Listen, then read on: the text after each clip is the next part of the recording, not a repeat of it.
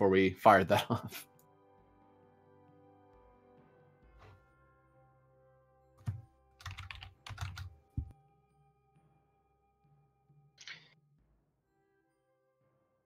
Captain's log.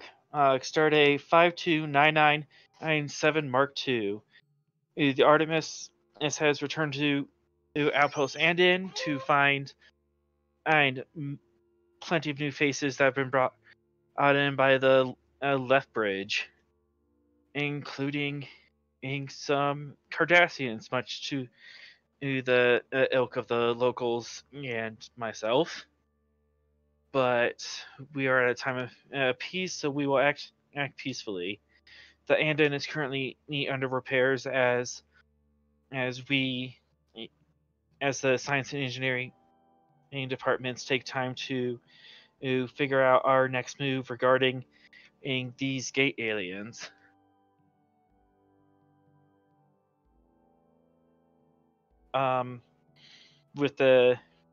With one gate of seemingly being on the other side of the Federation border and in the Scream of the Reach territory, the proposition of getting there easily is not being foreseen. We will have to fight our way out there to find it. Hopefully before the Scream of Reach each sees it and realizes what they have. Until then, it's politics again. End log.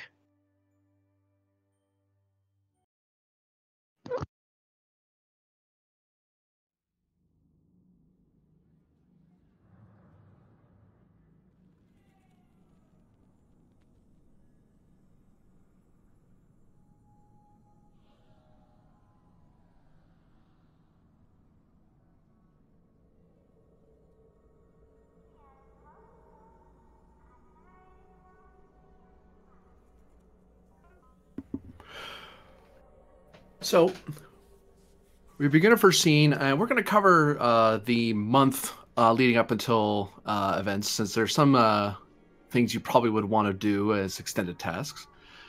In general, you guys did get to Andon's Landing right out there safely, and the station is slowly being, as the log said, is slowly having people filter in more and more.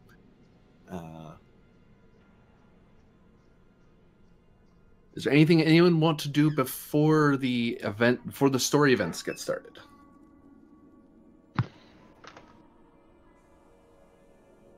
Yeah, I can get working on the bodies. I'm assuming our downtime is like a week while the Artemis is being repaired. Well, your downtime's going to be over the course of a month, so 4 weeks, because there's various ships that are coming in that require your attention. Okay. Plus the repairs to the Artemis. The Artemis actually will be up and running inside of a week, 2 weeks, because I think you only have one breach off the top of my head. Yep, only one structure breach. Yeah, so I'll take you a week or so. And part of that first week's eaten up getting to base. And the difficulty of building a body.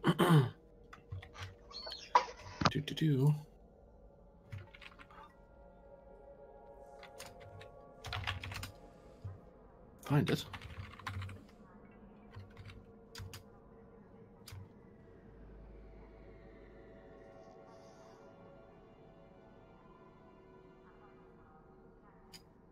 There we go.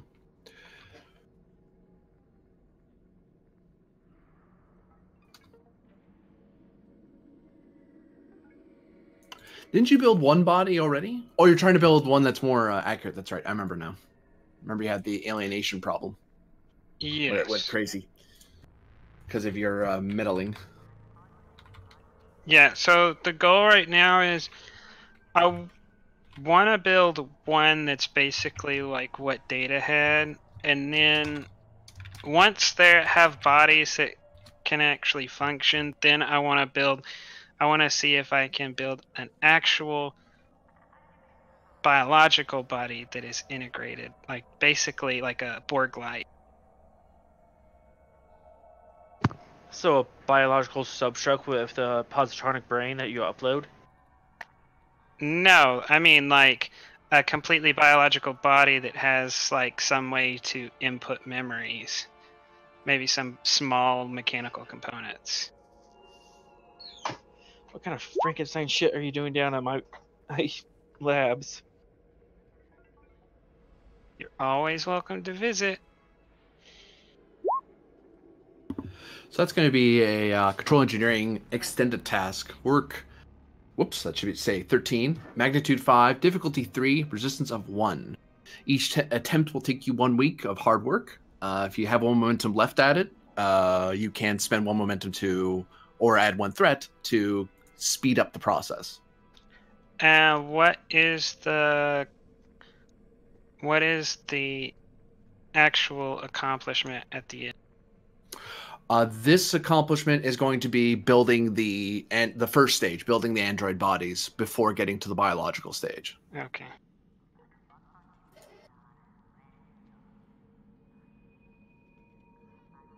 I don't know too much about the doctor here. Would he be capable of building a body such as a biological body? Let's just say the work and magnitude and the resistance are all going to be much higher for pulling that stun off. Because this is doing something that someone's already done. He's going to have to do something The only only the thing Borg I can have think really done. would be creating a clone of somehow. That wouldn't. I mean, there's always new ground to break. Could create a clone and use a what is it called? Since I'm building something from designs that would have been gotten from data, would reverse engineering help? I'll give it to you, sure. I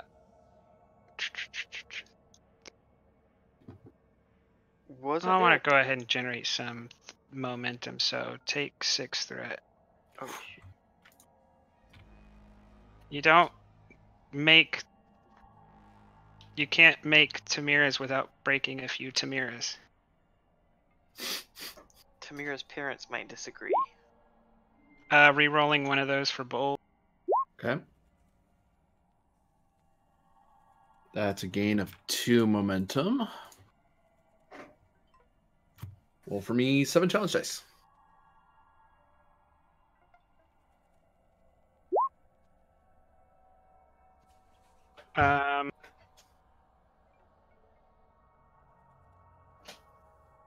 We'll put 1 into piercing. That gives me 2, 3, 4, 5. 5, which is a breakthrough. Miracle Worker gives me 1 more breakthrough. Okay. So we'll leave it at that, at the 2 breakthroughs, and spend the other momentum gained for the half period. So that takes half a week? Yeah. Yes. Okay. So you get another roll before I go on to someone else. Because I'm going week. I'm checking on each of you what you're doing each week. Is the idea. Ooh, if I can get enough work, I can do it all in 2. I could do this all inside of 1 week if I get the good enough roll. So it's difficulty 1 now. Take 3 threat. Sure. Rerolling 1 of the 0. 2 momentum gained. I think we're only at 2 momentum because I spent both of the ones I earned last turn. 1 on piercing and 1 on. Oh right. Yeah. Sorry, I was thinking like phasers that have versatile. So you have 1 for free for some reason. Actually, giving someone versatile on that might actually be like a good talent. They don't seem too overpowered off the top of my head, as opposed to like Miracle Worker or something. Mm-hmm. See, like if you have a 4 in that area, that might actually be a good talent. I'll take 7 challenge dice, please. There we go. 1, 2, 3, 4, 5, 6, 7, 8. Which is how much I needed.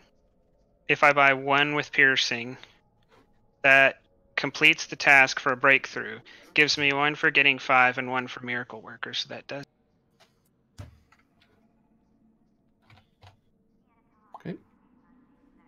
So in a week of mad science, I feel like there should be an eerie tune to go along with that.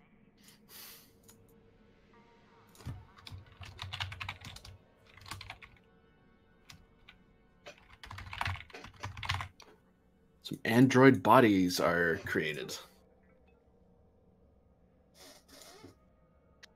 So while Magnus... Oh, sorry. I was gonna say once I kind of finish the last one, I want to tell them to go tell Tamira. I'm just gonna send them off.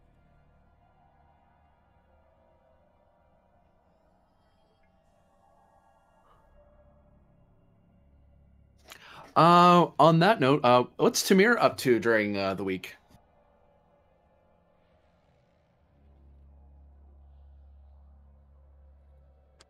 I should probably be working on different various research projects with the gate.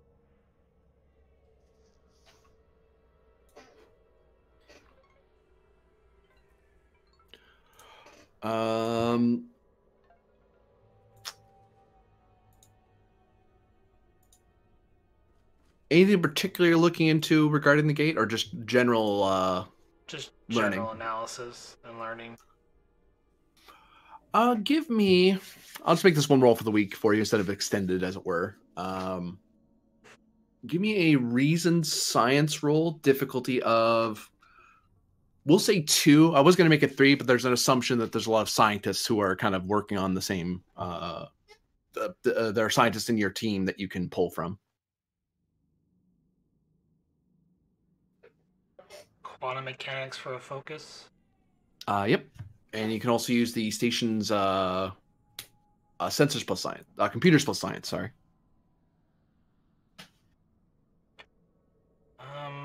Take a threat. What did you say the difficulty was again? 2. That should be enough dice. Someone have the ship or the station. Re-rolling the complication.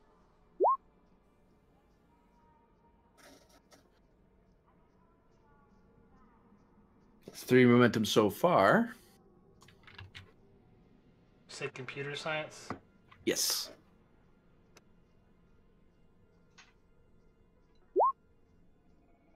And one more.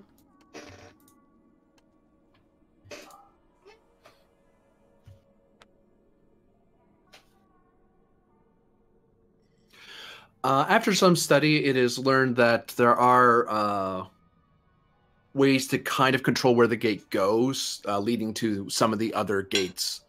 And among your team, it's theorized that one could perform away team missions of a sort toward these other gates to see what these other planets are like and try to figure out where they are.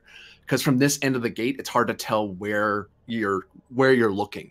You just see a room, and it looks like a planet. It looks like the interior of a planet somewhere, but where is unclear without endangering personnel. And actually, for 2 momentum, you can actually have a console set up that can sort of be used as a way to interface with the gate without requiring a powerful psychic to be standing there thinking really hard about it. I'll go ahead and spend the momentum for that. Okay.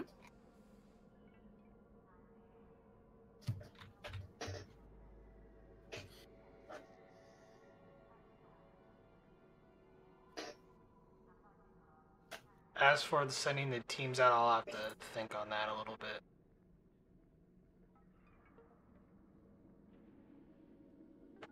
bit. Three android bodies come and visit you at the end of the week. But we'll catch up on you.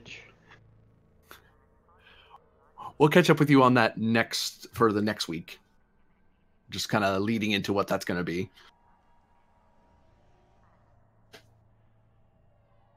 Okay.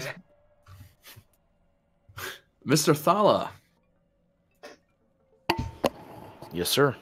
What are you up to for your first week in Outpost Andon? I don't know if this is something I can necessarily do with my time. I was going to mention it between sessions and I forgot, but this actually seems like a good time to do so.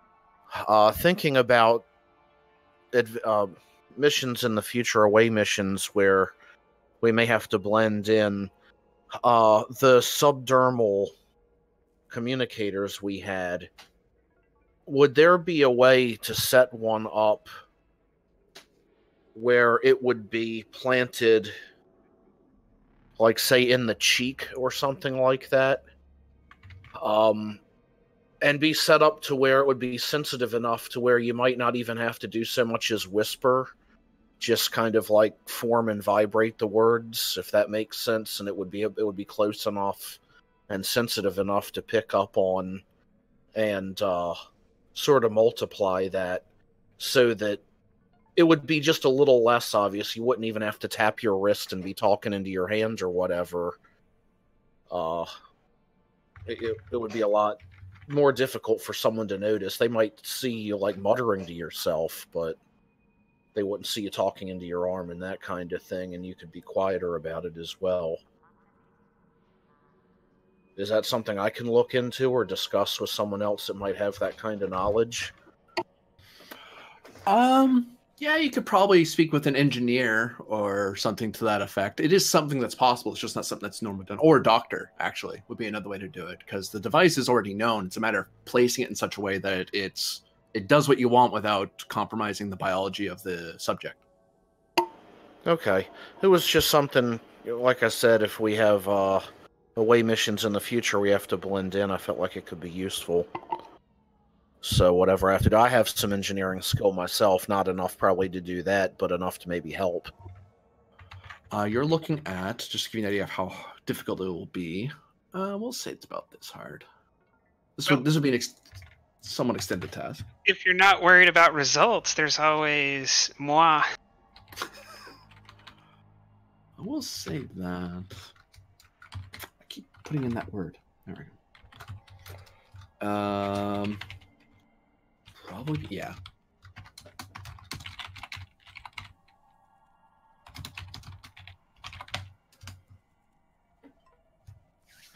Being an extended task, you're looking at difficulty 2, work of 7, magnitude 2. So not terribly difficult. It's just a matter of doing it and getting it set up ahead of time. What does work 7 mean? That's an amount of time? I think of that as how much stress it takes to be. You're kind of damaging it and slowly whittling away at it. Sort of like how Magnus back there, when he did the check, just succeeding isn't enough. He also has to roll challenge dice to see how much progress he's made in the task. Okay. All right, well, what would I have to... Oh, it says control. What do I actually have to roll? You'd either roll control plus engineering or control plus medicine. Oh, I see. All right. We'll do the engineering and the control.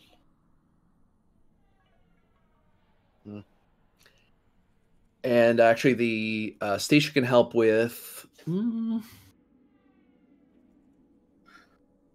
trying to think how... something plus engineering, because you're doing an engineering style, of course. Question is, when is we can use the other thing? I'm going to say computers.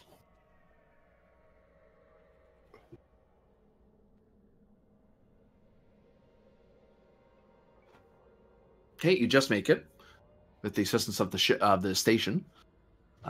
Combination of the station's systems and computers helping you figure out the math, and also the actual engineering department, like being able to ask people in the on the station for help. Like, I don't know how to do this. How do I do that? And so on. So I need from you is 6 challenge dice to be rolled. Okay. 6.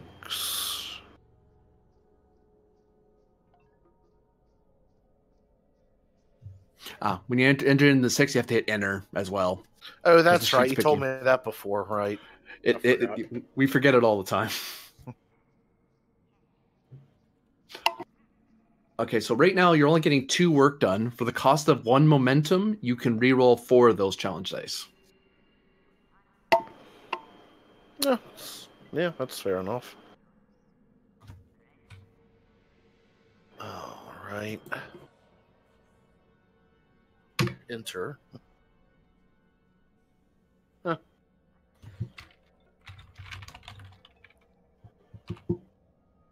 So you got 3 work of 7, no breakthrough, but right now it's the trick you're finding is getting it to. You're trying to figure out how to make it in such a way that you're not going to hurt the cheek or anything, but you're making progress. It's just a matter of slowly working at it. If that even has to be where it's placed. I mean, theoretically, Yeah. I could find out there's a better spot on the face or head or something. And in that week of progress, it occurs to you that you might want to seek the aid of either Magnus or the doctor to help you speed this along, because you could probably get it done if this is like a side project that he'll slowly whittle at. No rush. It's like, I'll do it. He'll get it done eventually. But if he wants to get it done quicker, he'd need outside help. I might do so. At the moment, I don't see us doing another Needing one of it. those missions too soon, so it's more just something to have just in case, so I'm not in a huge rush to get it done. On that note, Dr. Kamor, what are you up to in your first week? Well, for the first few days, it's just getting, familiar with the new sick bay. The station sick bay is a little out of date. Seeing if I can do anything about that. Replicating some more modernized tools and stuff. A little bit better calibrated, things like that. I don't think I have any big projects or anything. Not yet. Just trying to get familiar with the station, the crew. One person you're going to be you will encounter is Dr. Damian Maddox. He was the civilian doctor who used to be the head of the medical bay for Outpost Andon before it got under Starfleet control. He defers to you because this is a Starfleet controlled station. Right. And he's now, and actually from now on, I actually put him in as a supporting character you guys can use. So he's in the supporting character sheet, so you can see his abilities and stuff. He's an experimental surgeon, basically. Can I roll to see? Can I as I'm talking to him throughout the week? Can I see if I think there might be like a grievance about that? Just so I could, you know what I mean? If he's not too happy with me being here. Sure. You could do presence or insight. Okay, insight. I'm not a very scary kitty. I'll say command in this case. Okay. Difficulty of 1. He's not the type to hide his emotions. Okay, and I'm pretty sure I know I don't have a focus here, so.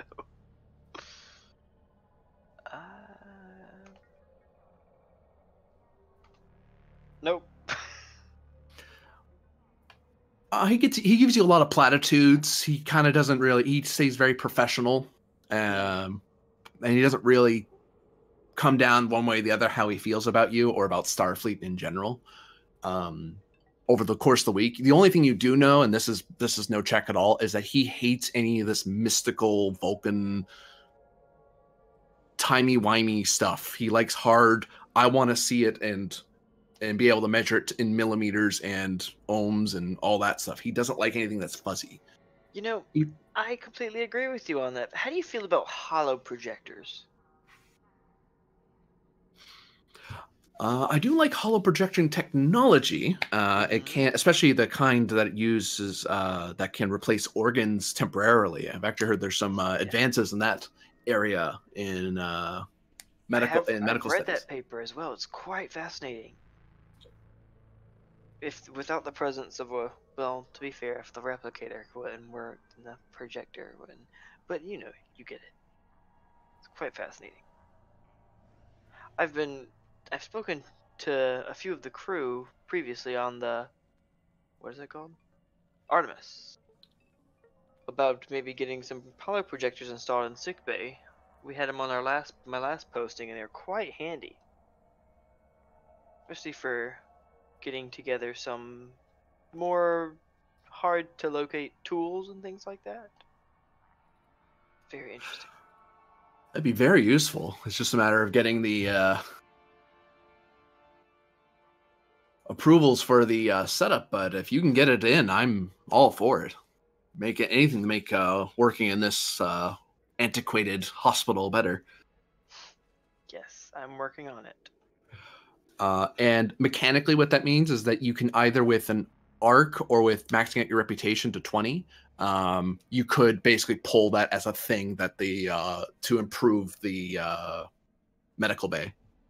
Okay. Heck, you even get there's a talent called EMH, and that or EMH Mark II, and that actually lets you have medical stuff appear anywhere on the station. Oh, that's awesome. Okay. Yeah, and that's the one he's like, oh, I'd really like to do that. It's like, but we're a regular class outpost. We're way out in the middle of nowhere. Who's going to do that? But Yeah, you might be able to get enough pull to make that happen. Interesting. Maybe I can call some of my buddies back on. I'll work on it. He kind of like trails off. Commander Ray, Yes, sir. what are you up to in your first week? I guess I have to interface with the Colony Council and catch up with them.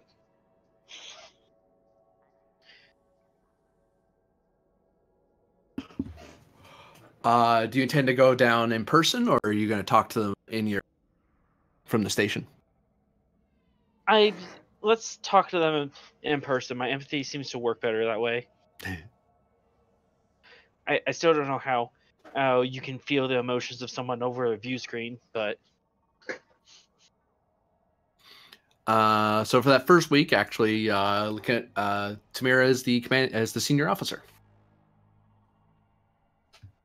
As you head down to the planet.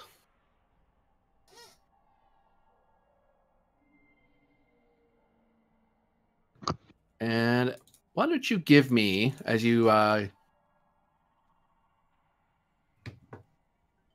down to Andon's Landing,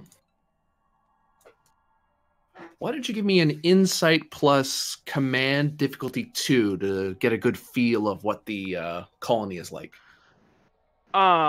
focus in cultural studies. I'm studying the culture of the colony. I'll give it to you. I'm being a cheeky little one. I'll spend 1 momentum for cautious. Okay.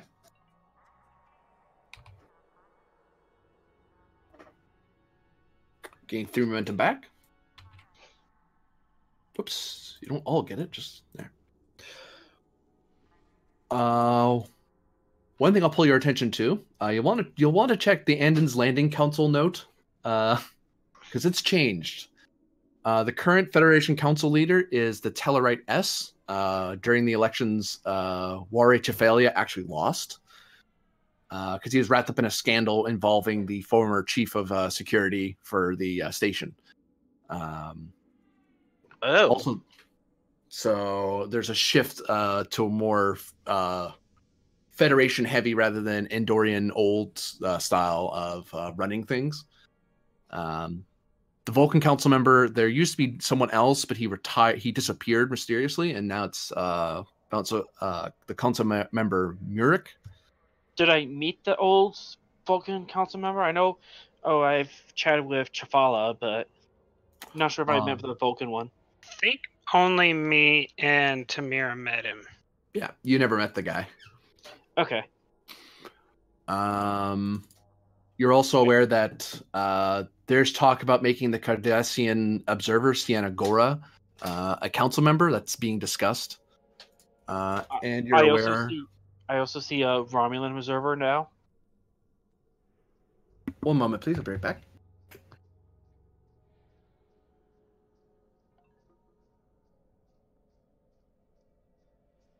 So, shift of power that could go in our favor, but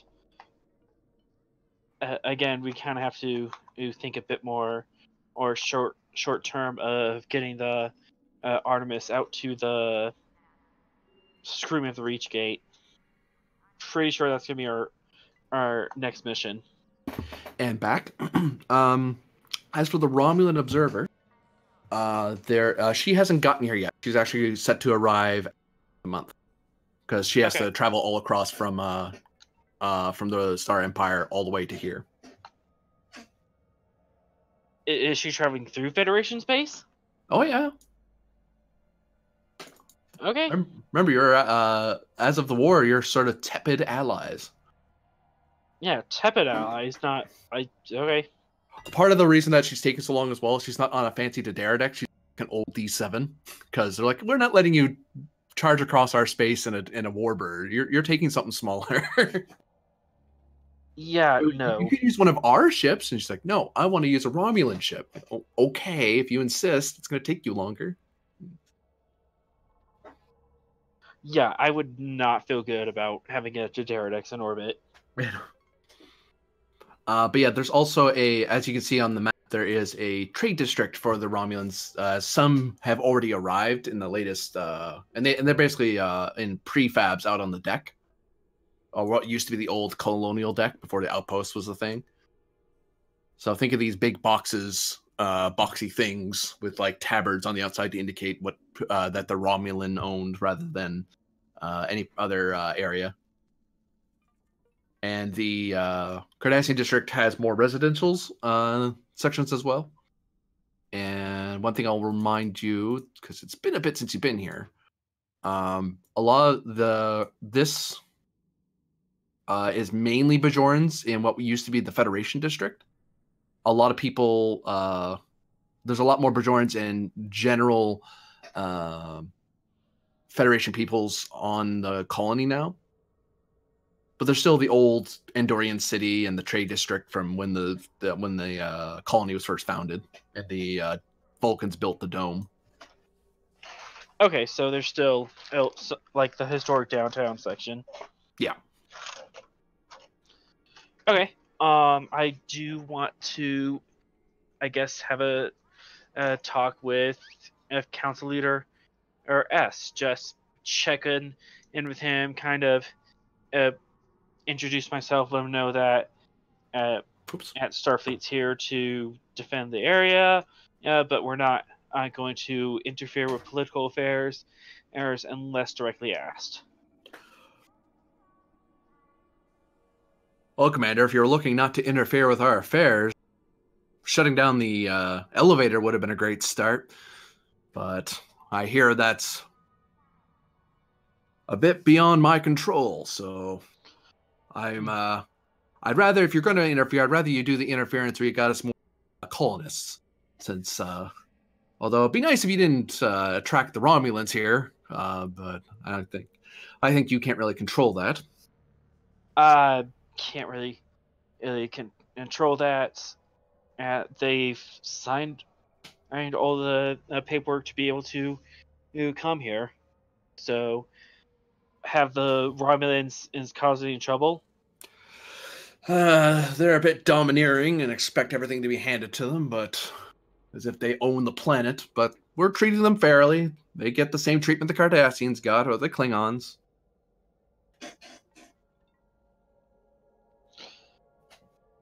Well, certainly going to make an interesting situation here. Could become a mini federation, many species and many governments is working together on one planet. That is how colonies work, Commander, yes. It's generally how they are. Oh, I heard your mother's coming. Wait, what? Yes, something about a trade deal with the Romulans or something. Got any insight on that? Are we going to expect a lot of Betazoid trade? A lot more? Or are you just that clueless? We are expecting some Betazoid trade. Interesting, and that she announced herself as my mother. So, yeah, have not heard anything from her. We've been and out. We've been out and about for the past week, so yeah, I'm gonna have to deal with that. Well, you'll be sure to let me know, of course. Of course. Good, good. That's a good commander. As for our helping the colony more or directly, we are working on getting more power generators here. That's kind of working in the long run. Well, Commander, I'll believe it when I see it. I've learned to take everything Starfleet's been saying with a huge heaping side.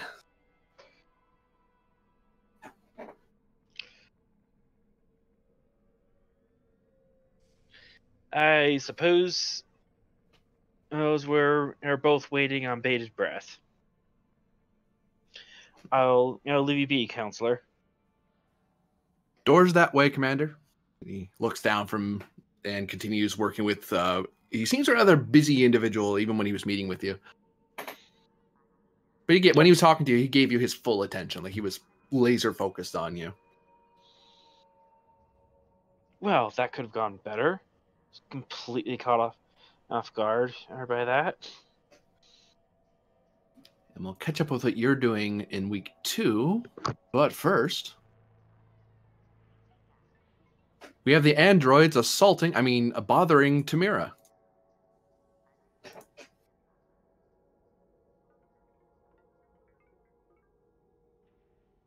We were told to report to you. Here we are. Do you find your current structure acceptable? It is currently acceptable, although the doctor believes there will be another step in the research. Some sort of biological, technological hybrid. Some of the other Starfleet guys in the operations deck are like, just kind of look over their shoulders at the trio of Vulcanoid androids talking about hybrid biologicals. And then they look back to their station, leaving you to your conversation.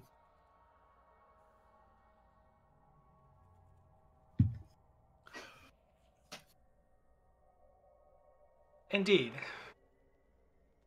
Perhaps this conversation would be better suited in private. That would be logical, yes. I believe the captain's ready room shall suffice for this conversation. Ensign, you have the ops.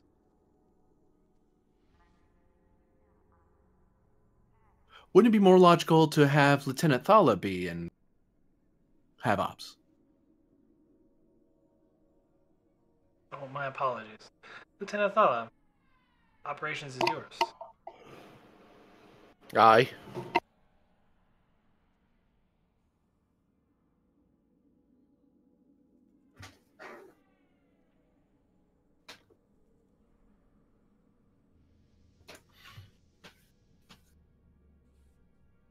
Do you find your current bodies acceptable? They are sufficient for our needs, and they seem to be well based on the Sung type android. Although one worries if it was something perhaps rushed, but so far no malfunctions. Indeed. I suggest you get used to your new arrangement. We will discuss more on what you can contribute. Indeed.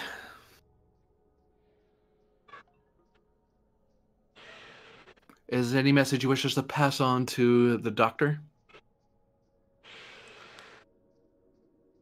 Well, No, Dr. I shall Magnus, I see him- suppose. No, I shall see him momentarily. Thank you. Very well. We shall return.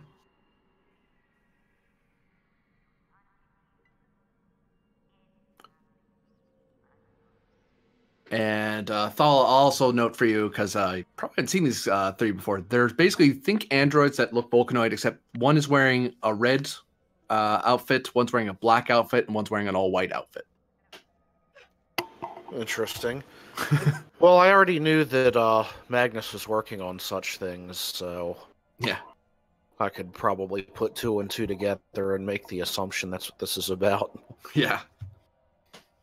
Makes it no less intriguing to watch, though.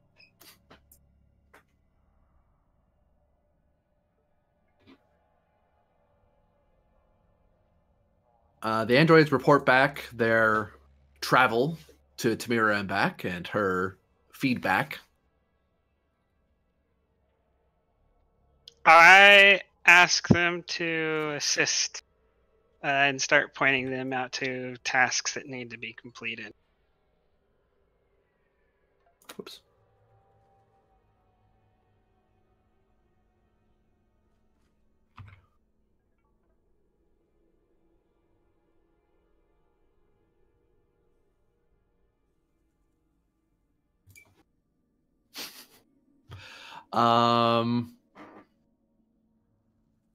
Too close.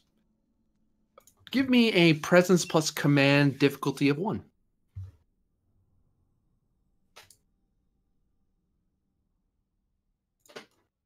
They're somewhat willing to assist you, but whether or not they'll take you seriously is another matter.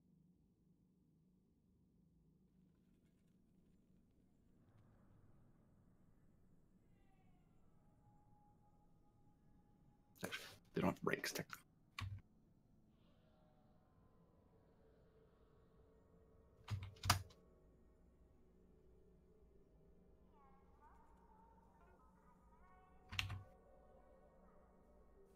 Take 3 threat, because there's no way I get this done on an 8 with 2 or 3 dice. Ooh, just as I suspected. It takes a bit of talk and such, but you're able to get them to assist you, if nothing else. What do you do for your second week of work?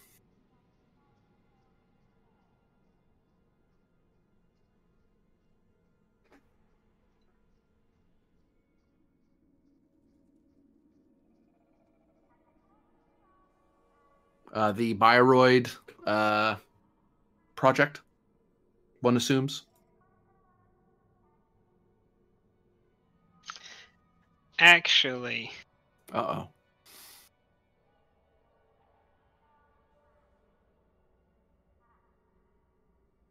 I want to switch my priorities and put that at the end of my 3-part devious plan.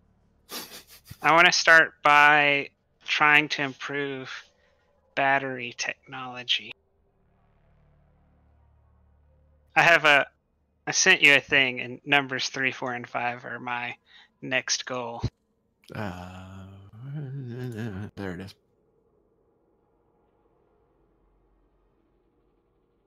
Oh, right. Gods. All right. So how to store lots of power. All right, then. That is going to be... it's not too bad. And that's that battery's for those later projects, I assume? Or do you mean- Well, because it's a battery, it's generic, but it's seen as a necessary development for those further projects. Yes, I feel like that's probably a step that has to take place before I could begin the other projects. But the battery could be used for other things.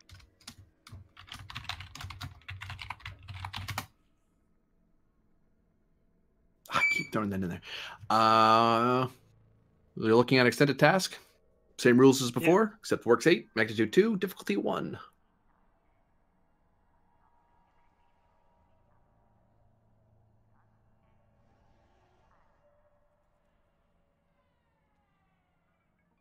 I don't think we took modular laboratories into account last time. We did not. Because the thing is, once you set it, it's set for that for the duration of the session. Oh. Yeah, I don't think I want to set it on this in case we have something else. But I think I still get lab ret, don't I? I don't remember what that does. I have to look it up.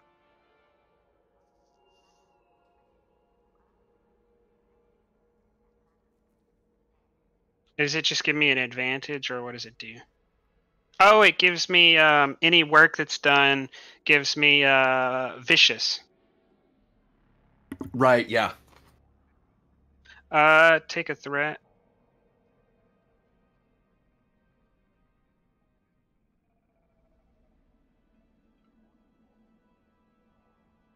With Miracle Worker, that should do it.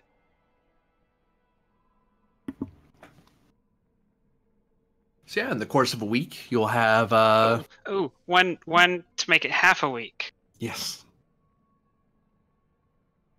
And I'll use Actually, you gained some momentum out of that. Come to think of it, hold on. You got 3 more, so you actually max out even after spending the 1 float. Yeah, I'll use the remaining half a week to start project number 2. And that is the body. Now that's where that gets harder. Hold on. This is the EV suit thing, not the body. Oh. Build way for suit. Transfer power into a battery. I think I meant to say it the other way around, the battery into the suit. Into an EV suit. Because it's the next that is necessary for step 5.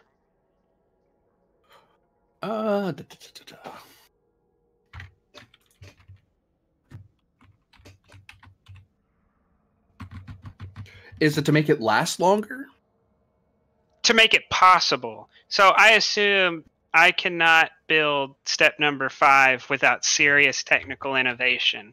So the battery is to make step number 5 possible. And I figure you have to be in an EV suit to do that. Oh. So I assume you need, huge quantities of power. That's why.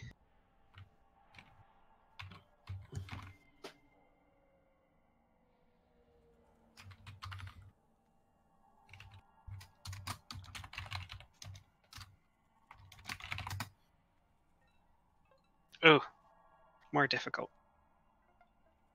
Yeah, because you're trying to build a large amount of battery power into an EV suit without compromising the suit.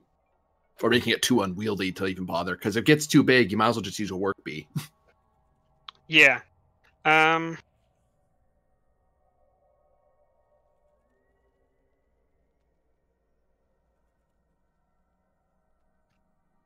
threat. Oh, that's bad. Rerolling a 0. That's better. Whoops. Whoa. I'll be honest and say that if any Borg cubes are brought in, you can direct them totally at me. Just at you. We're here for Magnus. Give him. It would be my fault. All right, give me your progress. Ooh. With lab rat, that's 1, 2, 3, 4, 5, 6, 7, 8, 9, 12. 10, 11, 12.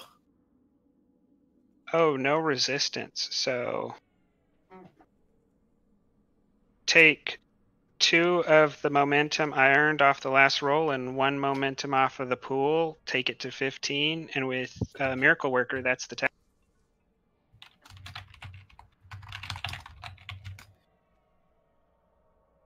Oh, wait. The batteries is the last thing. Was this another part for the batteries? The integration thing. Okay. And Not really useful till you get to the 3rd part. we'll check on with Tamira in your 2nd week. So far, you've got to meet your androids. It doesn't take very long. They seem to be working order. They didn't attack anybody between the Artemis and operations. You do get some reports about weird sightings of new androids, but there's no complaints. Just more of a people are a little concerned because they don't know what the heck those are.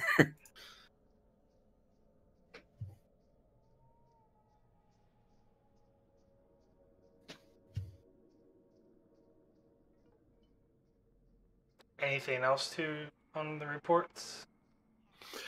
Actually, give me insight command difficulty of 1 to see if you notice anything odd in the reports.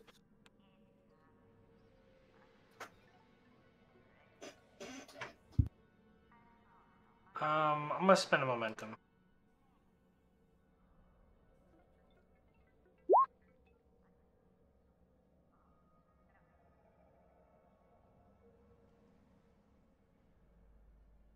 The one time 50-50 works 3 ways in your advantage.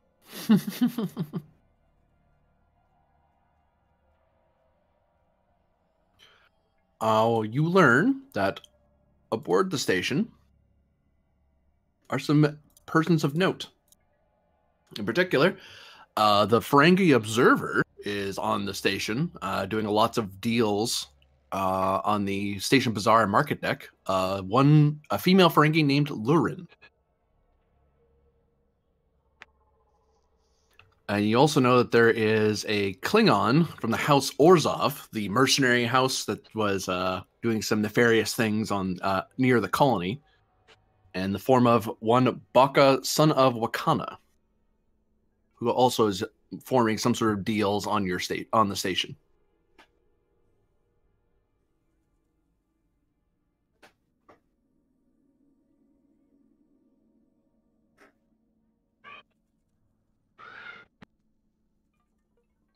You also learn that the Romulan the Romulan Senator Dathala Kolik will be coming in at the end of the month, and also sometime at the end of the month, one Sandino Ray on the SS. I forgot what it's called already. Naria's Jewel, a trade vessel, is going to be coming in.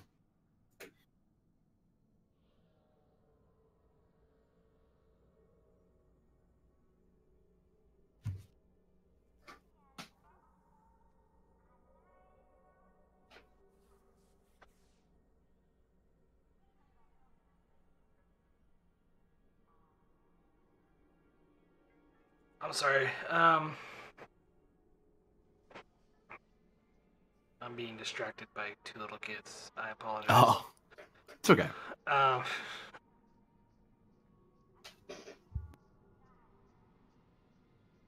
So there's a Ferengi that's doing something potentially nefarious. Is that what I heard? Well, it's the Ferengi Observer. It's one of the council. It's not a council member, but it's one of the members who sits on the council to listen in on behalf of the Ferengi on the colony. Normally, she's down on Andon's Landing planet. She's up here on the outpost, doing deals of some nature with last year between some Federation traders and some Ferengi traders. It's sort of like having a governor show up for a trade deal. It's not just any old person. It's like someone important among the Ferengi. Okay. And there was something with a Klingon? Yes, a Boka, son of Wakana. He's on station. He's from House Orzhov. That's that mercenary Klingon group that was involved in some nefarious dealings on the planet. And actually, House Orzhov in particular is restricted from even entering Andon's Landing. They can only, if they go to the planet, they can only go to the surface. They actually can't go into the colony.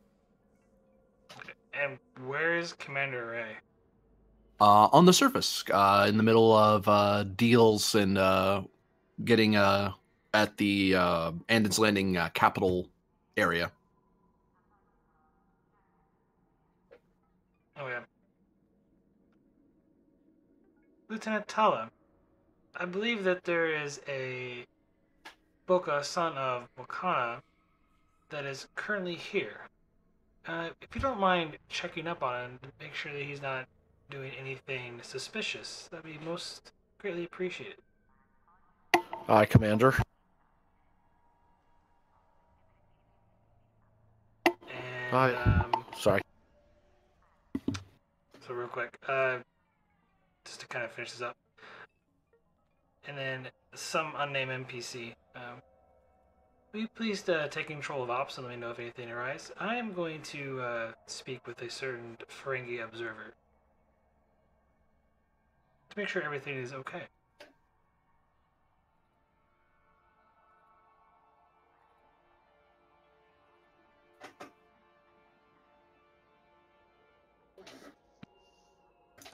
So Thala, I imagine you're going to check in on look into this Boka, son of Wakana. Yes, whatever I need to do, background checks, general research, Give me reason, security, difficulty. We're gonna say 2 to get a full listing of this guy. And the station will help you with computers plus security.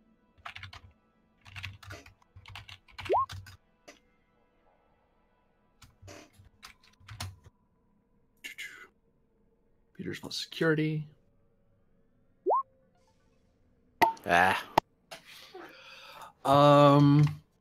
The most you get about him, you basically get the original file that someone else pulled up on House Orzhov in particular, but Boka, son of Wakana, is an unknown factor. You just know he's a member of that house. But beyond that, it's hard to say, and I'll put that in Roll20 and Discord, just as a quick reminder. Because this was looked up before, thankfully. House Orzhov is an infamous mercenary band house, and they work for whomever has the most that to give them, who has the most that they can give them. So whether it's money or most gain, it's not really an honor thing for them. It's what profits them. They're considered honorless by most houses and not giving much prestige or rank in Klingon society. However, their ability to conduct raids is very high, and they are hired by all sorts for various military and criminal activity. But for some reason, they've never been outright banned from Federation space as a house, because you can't really ban an entire house of people. But the Klingon Observer has specifically said if they come to the colony, they will get stabbed. I'm telling you, they need to not come in here. Out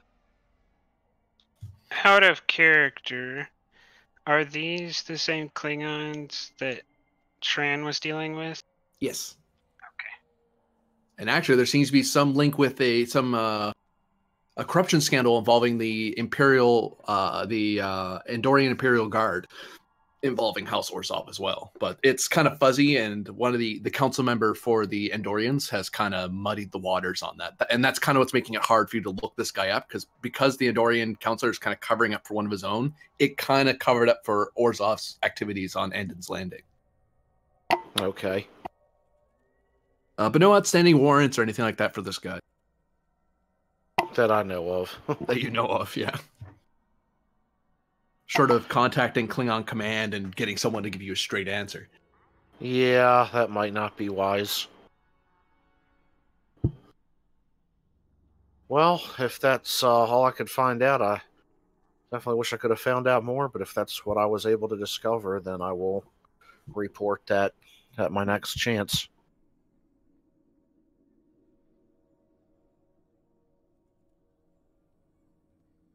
Unless there's some other source I might be able to think to investigate further. Give me Insight Security difficulty 2. Your character might think of something.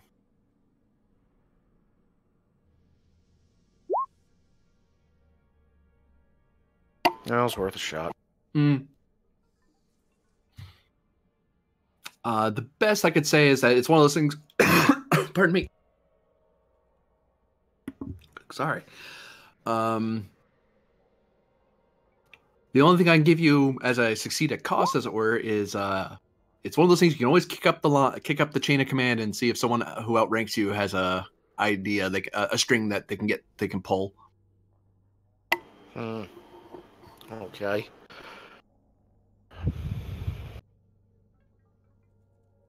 Who would probably be best, would I think? Probably Commander Ray as the commanding officer of the station. Last you heard, he's on the planet in the middle of Yeah, okay. Well, for now then, I guess this is what I've discovered. Okay. Kamor, I believe you were shooting me some questions, and I'll be able to answer on your turn, as it were. What is this medical situation on the colony? Understaffed, low on supplies, etc. Give me reason medicine difficulty 1, since you are getting some help from the colony trying to keep you in the loop. Right. Okay.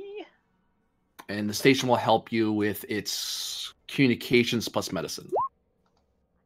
Okay, I get 1 in the station. Oh. 2 success. Right now. Did you mean to roll whole? Or is that in this? No. Yeah, it's a weird glitch that sometimes comes up. That was communications I rolled. Ah. I was like, what is no whole? What I can tell you is Endless Landing is doing pretty okay. Its biggest issue is that it has so many different. It's a problem a lot of Federation worlds have. It has so many different species that it's a matter of trying to balance out being available for everybody. The hardest ones to deal with, and I'll cut to that map real quick. Okay. The easy ones to deal with are the Vulcans, Federation species in general. Bajorans, you know quite a bit about. Andorians, they know a lot about. So this is just a matter of making sure you're well stocked. Okay. Ferengi kind of take care of themselves. They don't really share for free their medical information. Right. And they kind of take care. They have their own doctors and stuff like that. They tend not to trust Federation doctors because, you can't give them tips or anything. It's weird. Like, you can't be trustworthy if you don't charge. Yeah. That's ridiculous. The biggest issue are the visitors, the Klingons, the Cardassians, and the Romulans. Because there's so little information about their species that the Federation knows about. The colony, right? Starfleet would have considerably more information than the colony doctors, wouldn't that? Is that correct? Oh yeah, definitely. Like the colony doctors only know what their patients tell them.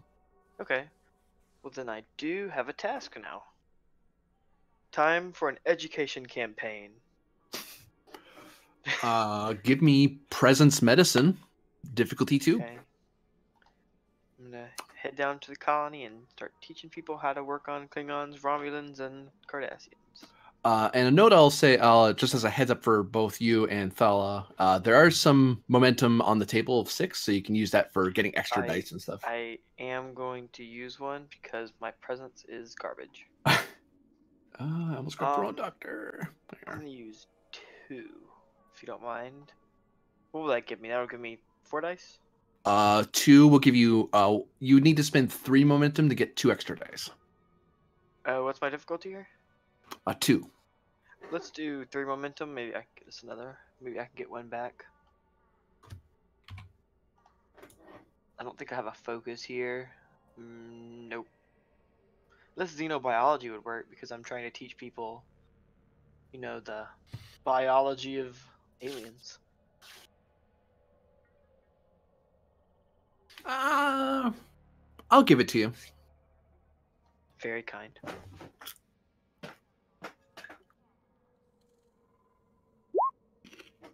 Oh, yes.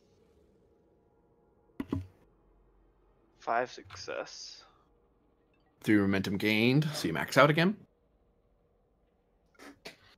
So yeah, you're able to do a education campaign, which kind of, which actually, remind me later, this will be a above and beyond mark for you, because now you've personally educated the medical facilities in the Andon's Landing on everything Starfleet knows that isn't classified to hell and back, of course, but everything Starfleet knows regarding, and that actually improves the station's reputation with the Klingons, Cardassians, and Romulans, because, it seems Starfleet actually cares what happens to us.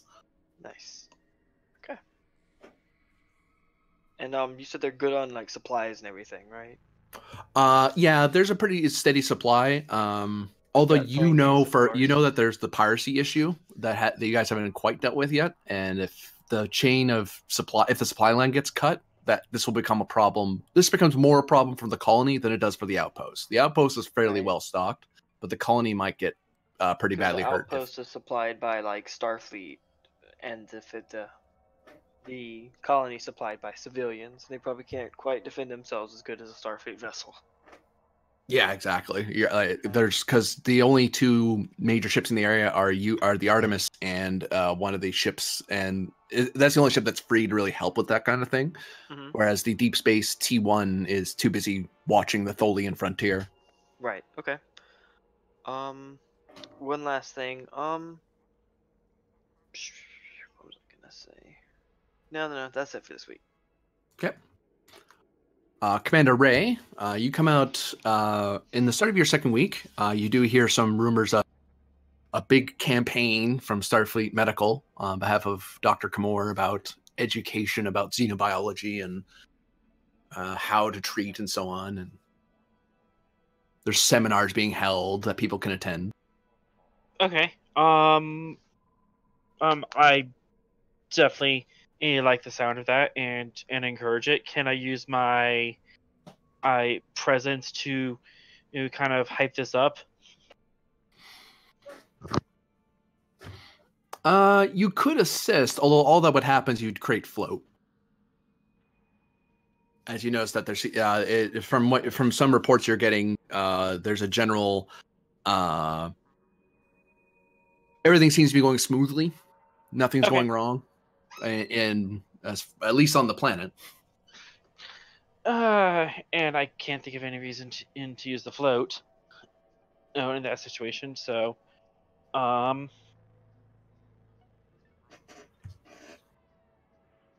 so that's going on. What else is going on? I would definitely want to. I want to check up on the status, yes, of my mother's ship, and if I can get in contact with her. Ow! So you're gonna head back up to the station? Yeah, let's head back up to the station. Whoop.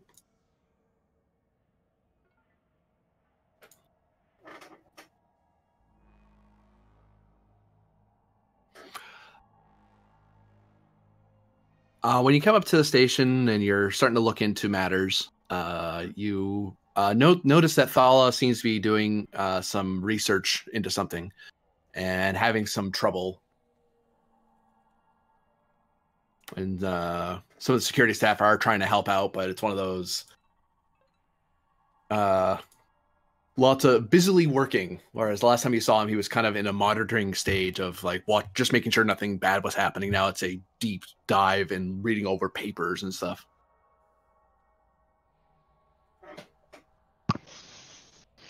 Can I get any empathic readings off of Thala? Is he worried, concerned, frustrated? Is he gonna punch out a console?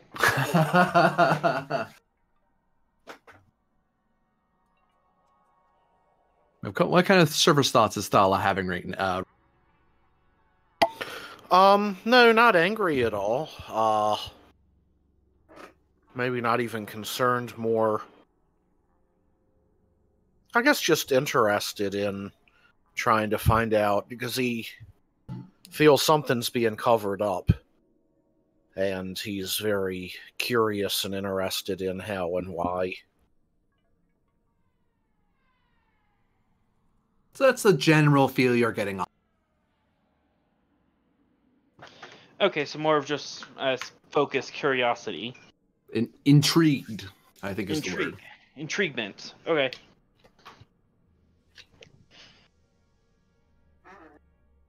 I couldn't think of the right word to use, but yeah, that would summarize it. Yeah. I had to think about it while you were talking. I was like, I think that's intrigued. Okay.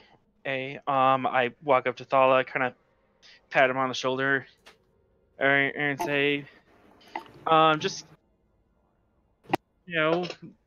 what are you working on here? Actually, probably over here.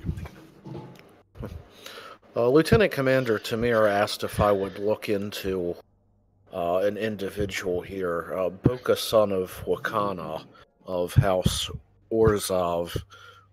I've found, easily accessible information on their house, but nothing on him specifically, and I feel like it's been covered up. I had heard, or learned something concerning a connection to some Andorians. I'm not sure of the entire story, but I feel there's some sort of connection here. Does the House Orzov register with me? Do I remember that name? Yeah, you remember that name. You actually remember looking them up. Because they were part of the incident that they were part of the Klingons who tried to steal their way into the elevator. Interesting. You say this gentleman's on the station? I believe so, Captain. Do we have any reason to think that he's a security risk, or just doing a standard background check? I'm not exactly sure. I would imagine that if the Lieutenant Commander asked me to research him, she must feel there's some sort of potential for a security risk. GM, would I be overstepping my bounds by releasing my classified information to my security officer just on the suspect? This man might be up to something. You're the CO, and he's a part of your senior staff. It's perfectly within your bounds. Okay. Okay. Sala, we actually have had some run-ins with this particular house, not this individual, but House Orzov has been causing trouble on Anna's Landing since we got here. So, and I reach over, type in my command codes, and unlock the classified information on Orzov, including the previous encounter we've had with them. I'd say let's keep an eye on him, and not necessarily security personnel, but keep him on sensors. On these kind of ships, I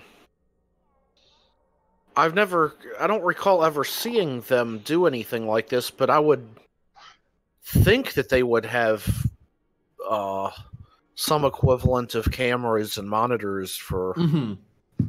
I never see them. Okay, I never see them use them on the shows when they would actually be useful, but I wouldn't think that they have them. I would say so, yeah. Okay. Especially on a station. Well, I mean, I've seen episodes where it's like, we know someone broke in here and took something, and I'm thinking, well, you don't have like footage? They don't keep a camera watching the area where you have all your munitions? Like, someone always hacks it or has some other special ability. It's the same reason that everyone in the universe can beat up Worf. It's to show how critical how sneaky they are. The Worf problem. He always loved that, the greatest warrior, and he even got beat up by the old, like, 300-year-old Klingon that time. But, all right, well, yeah, definitely use the sensors to keep track of where he is. And I want to go in and verify that at House Orzov and Boca definitely has only civilian access, as he doesn't have any special codes or any means of getting into military structures. Do we have any information on, or was I able to recover any information, or did I would think I would have looked in general, so then I'll ask the captain then.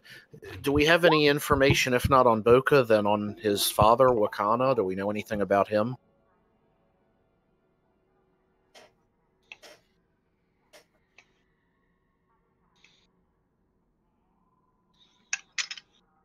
To look into Mr. Wakana, it will be a reason... Con or security. Difficulty 2, only because apparently he served during the Dominion War. Very early on, and he was... correct myself. He served during the Dominion War in the sense that he was frequently hired during different conflicts during that period, because Klingons kind of fought almost everybody during that time period. So there's some things that are a little hidden, but with a bit of digging, it could be found out. Okay, the commander doesn't know anything specifically himself, though. Off the top of his head, no. All right, well, take a look. Yeah, okay. Who were we talking about again? Yeah. I'll give it to you an increased complication ray. Not worth it.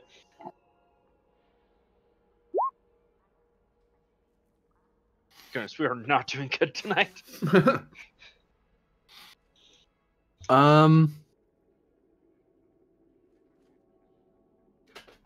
So the bit of looking into the guy, Wakana is kind of there's a lot of on behalf of the council, Wakana House Orzhov performed action for the Imperial Klingon Defense Force. And that just keeps coming up over and over. It's a very non-specific. We hired him to do a thing for the KDF. We paid him a certain amount of money, or we upgraded his ship. They don't really go into detail exactly what he did, which is kind of weird because Klingons are the types who like to boast loud and proud exactly what you did, like how awesome you were. Right. They're kind of just saying, yeah, he did a thing for us.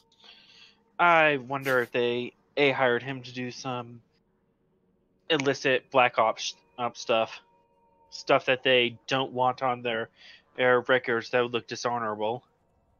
Would they even have kept this level of records if they wanted it to be that much of a secret? And they have to explain where the money went. Well, you'd think if it was that under the table, they'd find some way around that. If you want to do some camera work on Oka himself, it'll be reason security roll or reason science, either way, to kind of keep an eye on him. All right, reason security is better for me. That's a much better roll.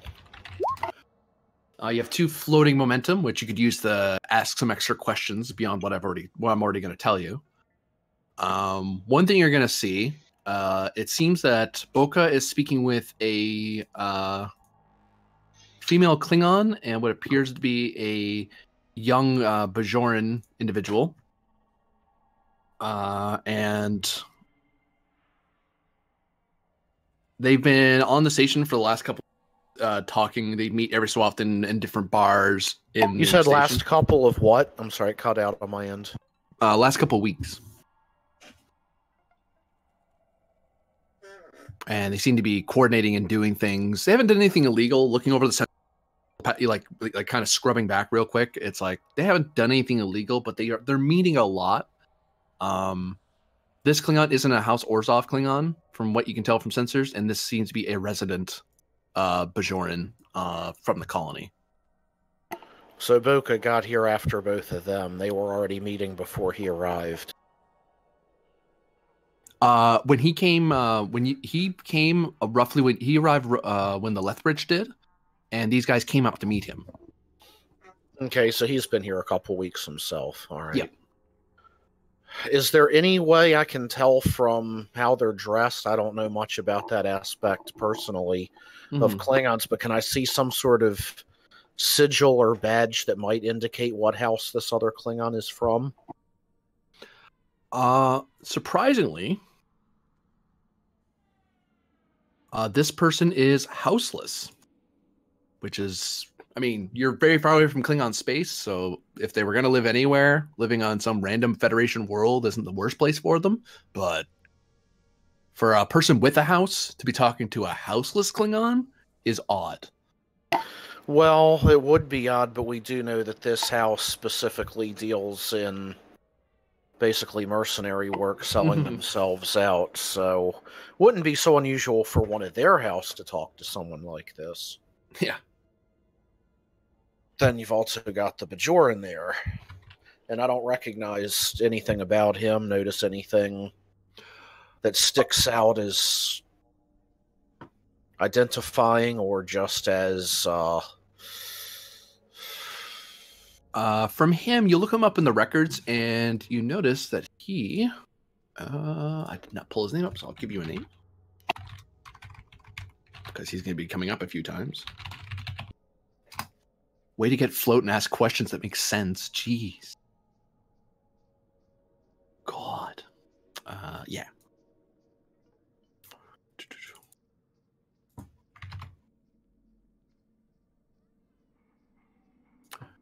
Avad Ebb.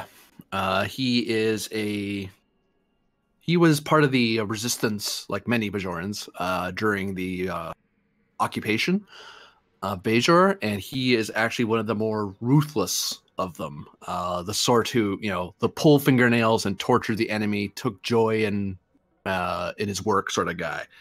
And he's not under any arrest because the Bajorans basically gave him a pass and said, well, he was on our side, but for some reason they never invited him into the military. And I'll add on as well that he also seems to have Minion really wanted him because he was a menace during against their Cardassian officers during Who really the war. wanted him? The Dominion wanted him as well. Oh, yeah. And no information on what he's been doing since the end of that war, huh? He's been cited for assaults, bar fights, that sort of thing, and he's kind of been bounced from planet to station to planet to ship, never really staying in one place for very long. Yeah, nothing that would indicate any long-term. Well, so alright, is there the houseless Klingon, is there any way I could possibly identify him? Since I was able to identify the Bajoran. You've used up your 2 floats so far. You would spend 1 momentum for that information. I'll say go ahead. We're pretty good at momentum at the moment. Okay.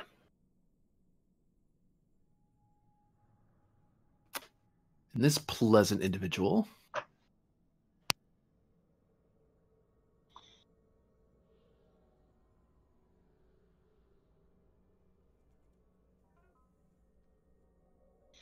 is known as Mira.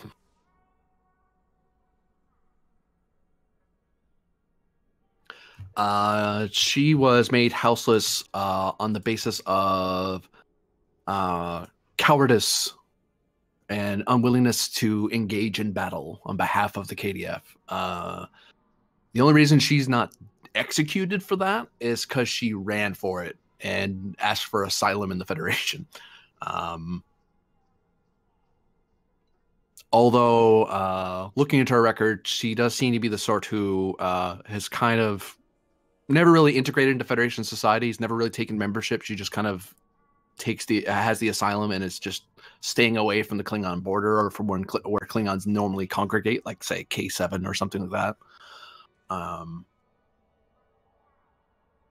So she's usually in the record. She's found very much at the edges of society and never really coming in any closer. Kind of trying to act very much like a Klingon, like as if she's under Klingon law, and she gets in trouble a lot for that because you can't duel normally in Federation law. You can't just slug a guy because he insulted you, that sort of thing.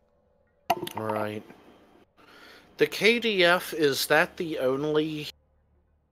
Like, is that the only military branches? Does that encapsulate all of the military of the Klingons, or is that one specific branch? That covers all. That's the catch-all for all their Navy. All right. From what I remember, the KDF is like the permanent military, but all the houses have. Most of the military belongs to the houses and is called up in time of war, but the permanent Navy is in the KDF. The standing army, so to speak. Yeah. Okay. All right. So there's no specific connection between her bailing on one branch that, Wakana was also working for. It's just... For an extra momentum, I can answer that question.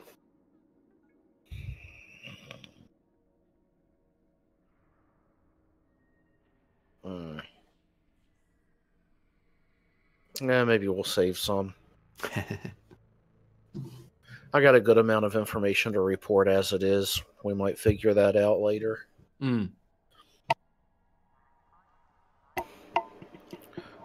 Well, I continue to watch if anything else happens. Otherwise, next chance I get or whenever is appropriate, if they want to report, I'll write up a report and deliver it to the commander and the lieutenant commander.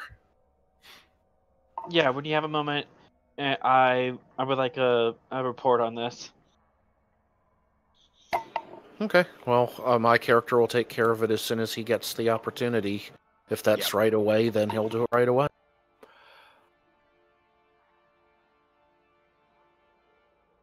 Ray, if you want to have helped Thala and looked into your character's mother, it'll cost 1 momentum to kind of have enough spare time.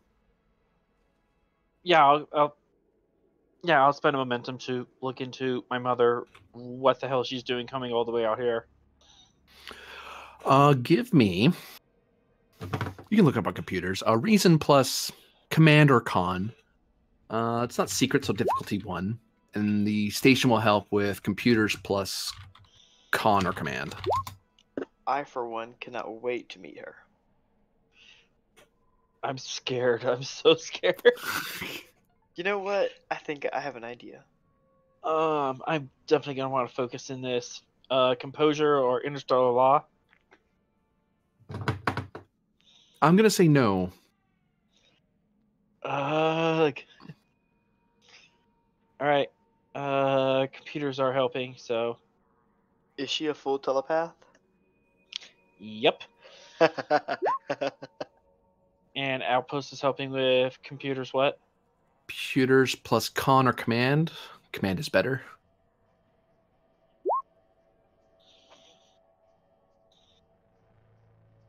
So gain a momentum out of that. You learn that she is trying to arrange to be the preferred trade route for the Romulans here on at Andon's Landing. Shouldn't that She's be trying. 2 momentum? It was difficulty 1. Oh, you're right. Yeah, 2 momentum. But yeah, she's trying to arrange to be with. She's arranging to meet the senator, Senator Dathila Kolek, to arrange to be the preferred trader for their efforts.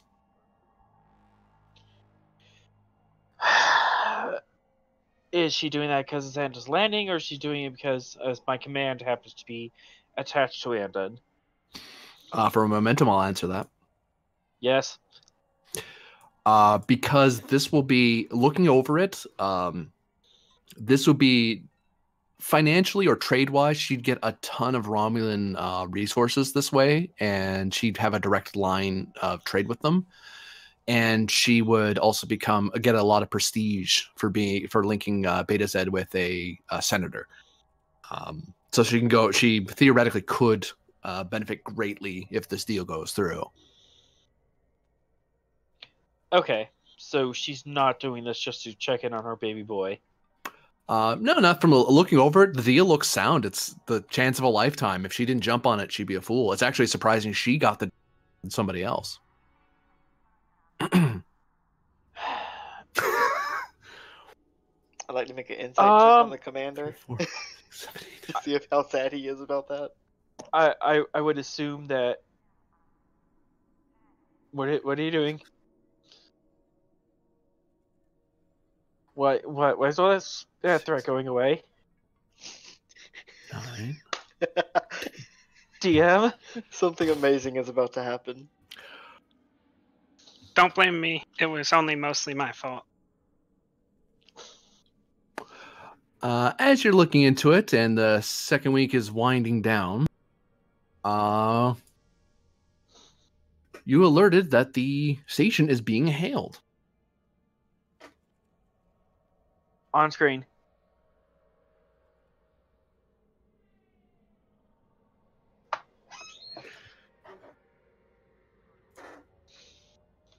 So this is after the second week or still in the second week? This is at the end of the second week. Okay, so am I still off world? I'm off station? Oh yeah, you are. You're right. Thank you for reminding me. You shouldn't be in there. Boop. Hey, works better if I can get to the right. There we go.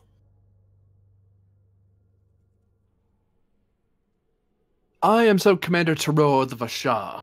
I come bearing Senator Dathela Kolek, requesting coordinates for landing.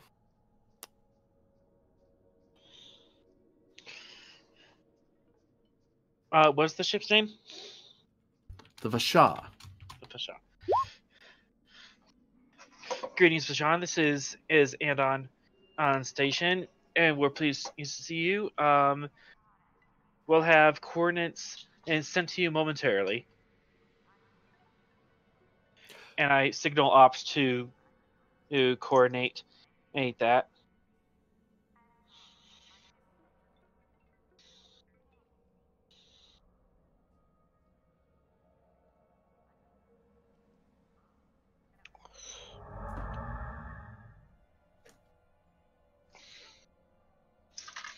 And the Romulan D7 craft decloaks at the edge of your sensor range as it comes in, as it approaches the station.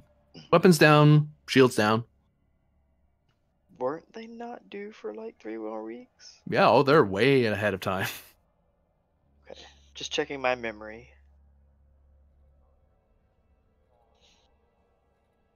Just had to use the decloak sound. That was scary. PTSD of decloaking ships. And I gotta double check. I don't know if you can actually, if they can dock with you. Size 4 is our limit. I'm just trying to remember if the D7's too big. It's actually pretty old. They're fairly small. They're not huge back then. No, not the NPCs. They're ships. They're a little bigger than in the Connie. Scale 4. They're just big enough that they can actually dock. Can both of us dock at the same time? Yep, you can support up to forget. I have it written down. Hold on. Oh, so the scale 4 is just docking like, ports. okay, so the scale is just like, can they fit through the door, so to speak? Yeah. As opposed to just hovering on the outside. Okay. Sure. We'll let them in, and ops coordinate that. I'm gonna go down to the hatch and greet him in person. And Thala's not here. Oh, Thala's there. He's looking over. He's in the middle of looking over cameras. I would like another member of my senior staff with me.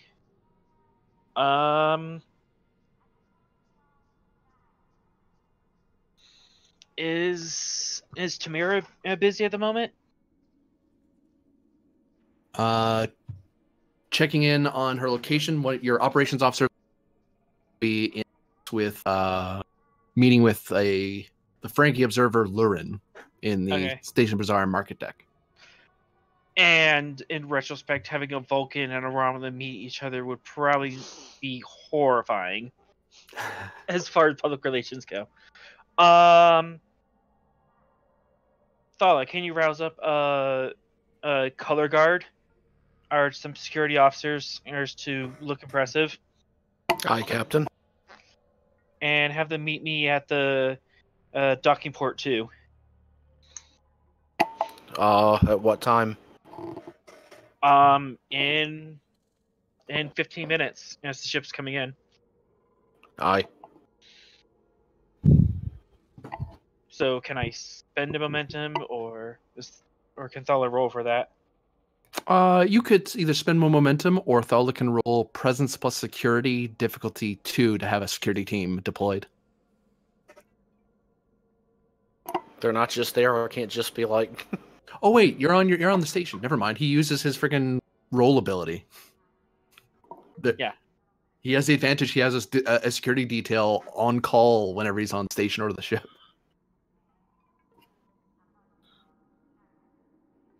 Yeah, and pretty much I just want like a color guard.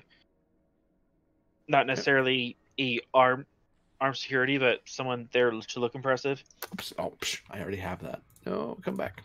I'm sure most security's going to be armed. I mean, they are.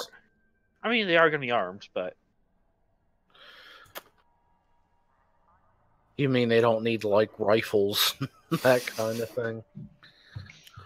So Commander Ray is intending to meet the Romulans by himself with some security backup? Yep. The Threatsman was also to get the story kickstarted at week 2 rather than week 4. We're in the story proper now. As you get to Docking Bay 2, sorry, because you're Docking Bay 1, stepping out of the dock,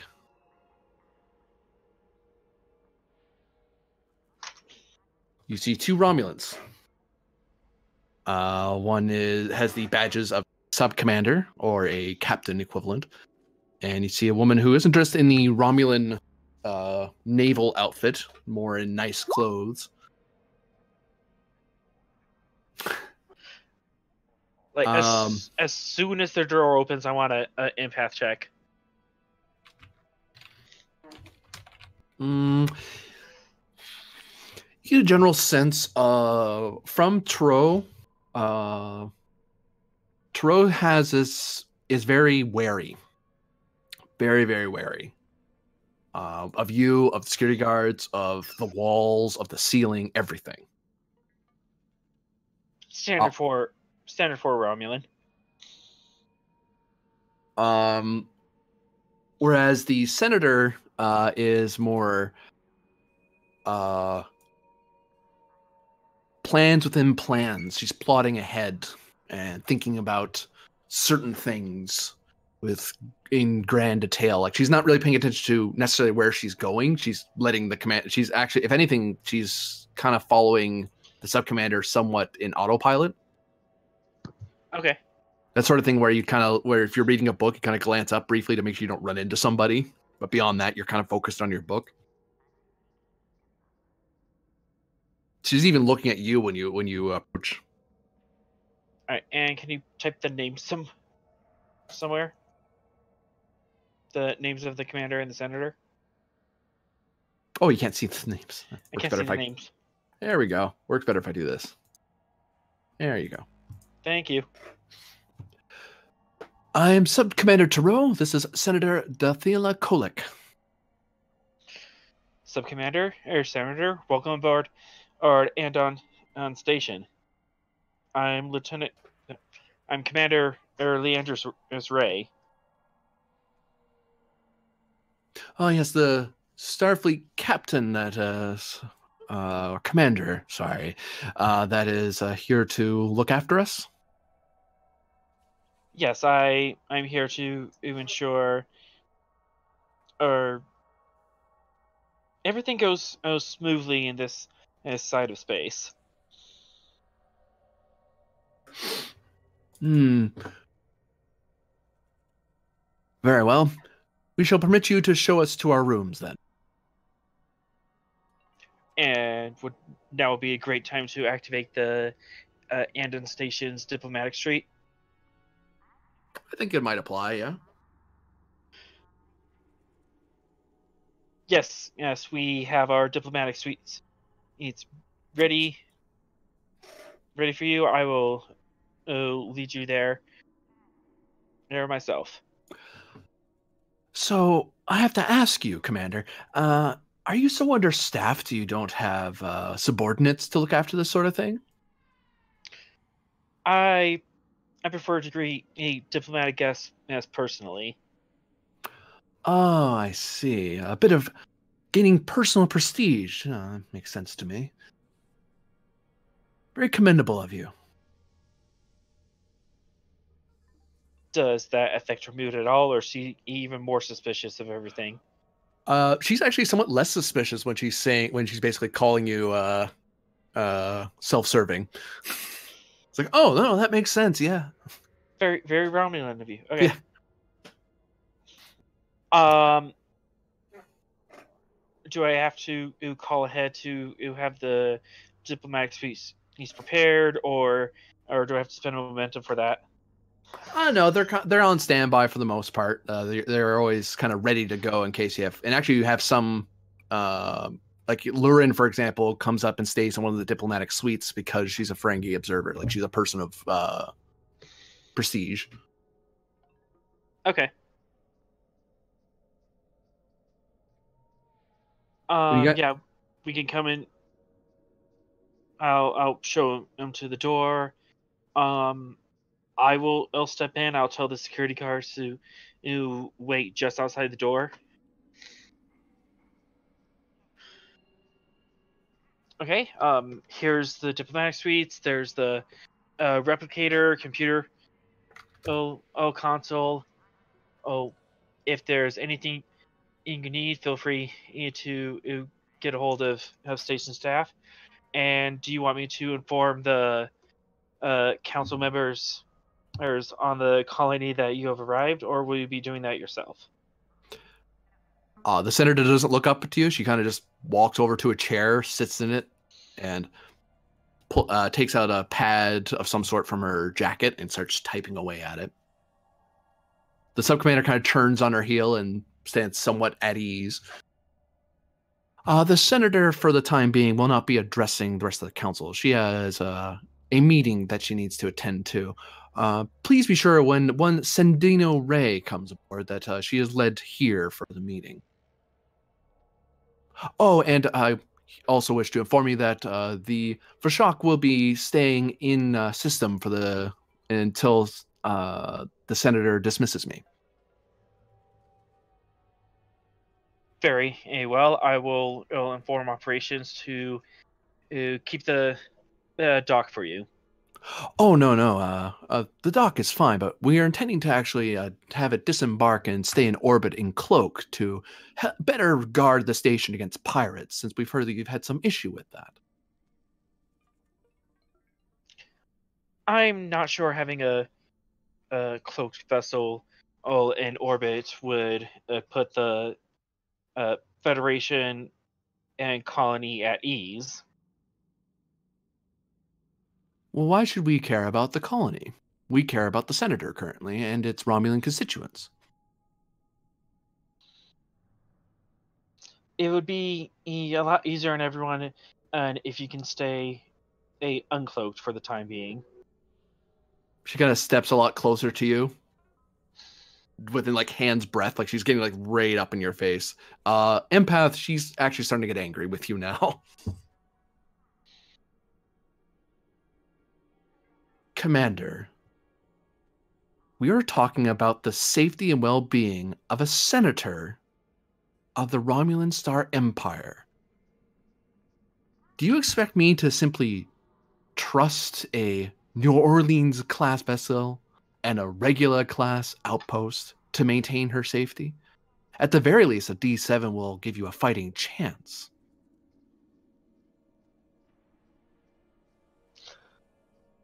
And am I supposed to trust us a D7 and to have the best interests as of an Andorian and colony and a regular class station?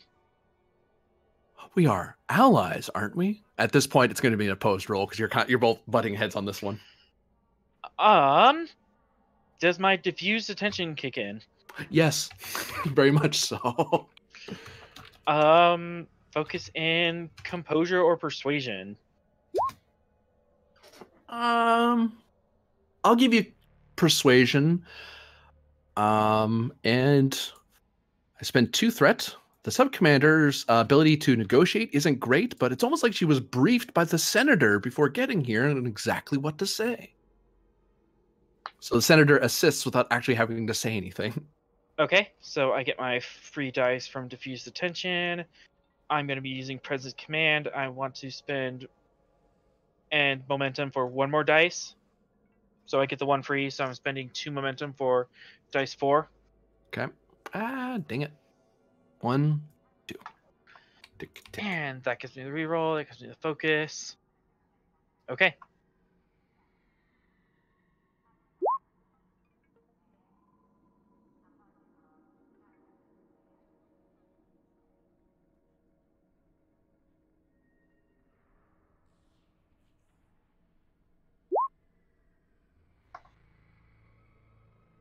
Oh, so close. Ooh.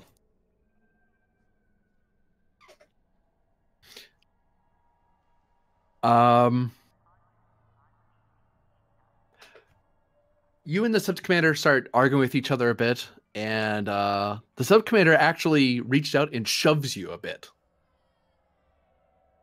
as she starts getting more and more frustrated. I do not react to that. I keep going with my arguments. I am willing to allow them if they sense it's any danger, go into red alert, or if the station goes into red alert, they'll be allowed to use any and all tactical systems as they have available. But they will not be cloaked while under anything less than red alert. Are you a fool, or are you just trying to get the senator? And at that point, the senator just stands up. Enough, sub-commander. You're dismissed. She kind of looks over, looks at you. The senator just kind of makes a shooing motion with her hand. She glares at you for a second and storms out of the room.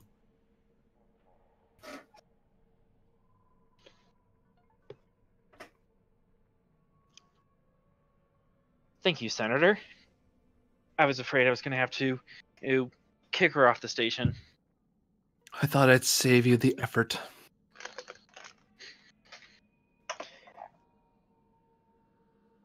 One hopes your mother isn't nearly as combative.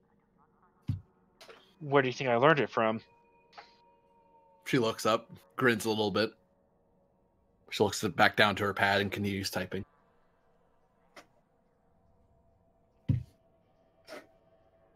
Were you the one who reached out to Ray?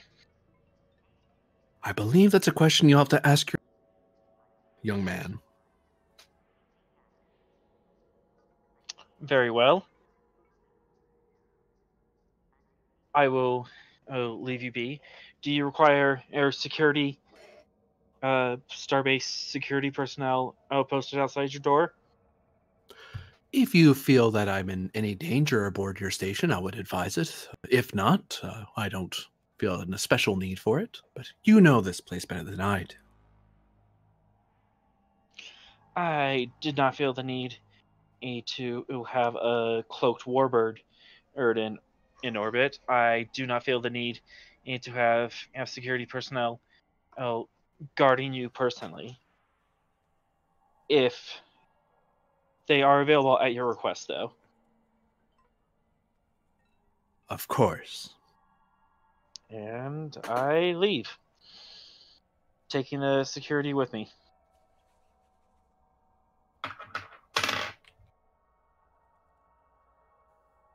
And you're heading back up to the bridge, presumably. Mm-hmm. Meanwhile, Tamira.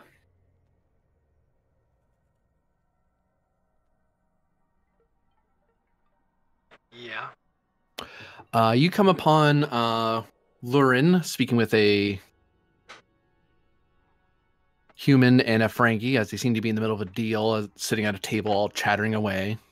Lurin's doing most of the talking.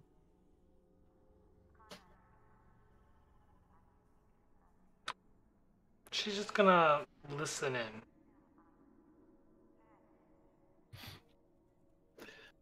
What I am saying is that we can get in the middle, and when we get there, we can do the most profit. There's no reason we need to compete with each other.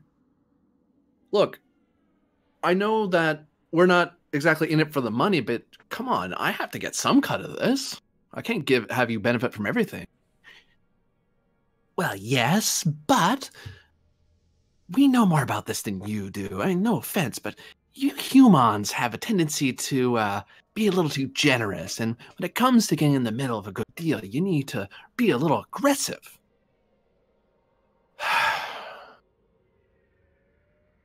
But that doesn't give me any good reason to do it. Oh, come on. Kind of rests a hand on his, and he kind of look at her and looks at the Ferengi who's next to her, who seems rather bulky and well-muscled for a Ferengi. And kind of looks like he has a rather hefty-looking bludgeon at his hip, and he's standing rather than sitting at the table. I hope we can come to an agreement. Yeah, I mean, sure, we can. She walks up. Greetings. Is there a problem here?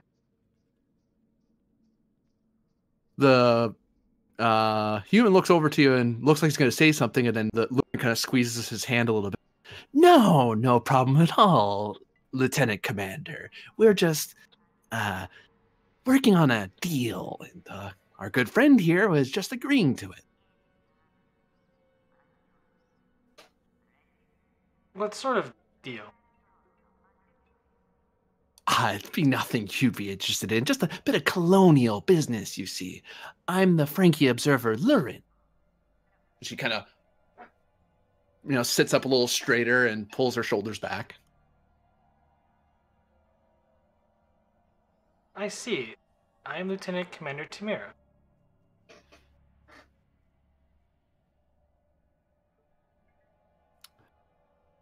And you can give me a presence plus command or con. Difficulty 1 to get Lurin to kind of.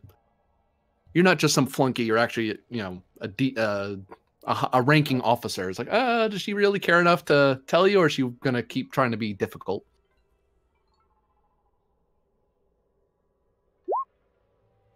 I guess the one momentum and then another momentum to clear the complication.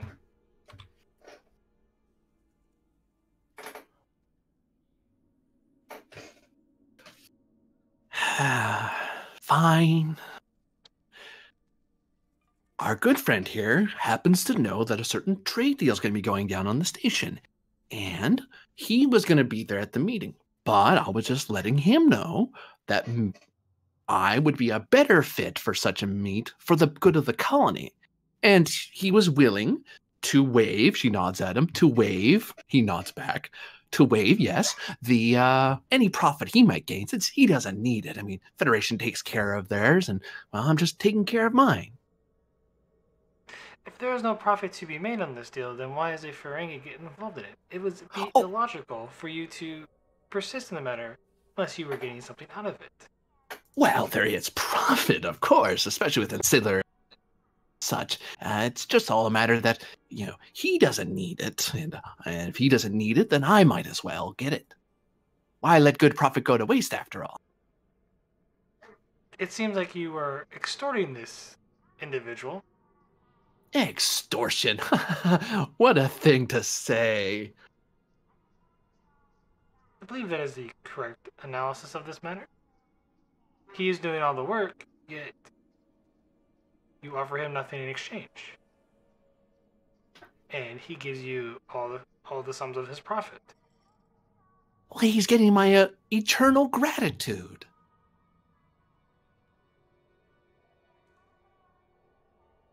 And gratitude's worth at least 1/4 its weight in latinum. She just looks to the civilian. He looks scared.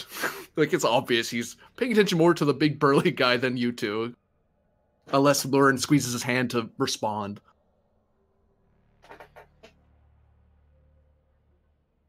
He seems in distress. What? Oh, I'm sorry. I was have squeezing your hand too hard. Oh, no, it's fine. I should go. But what about that no, come back. I and he kind of scurries off as soon as he can.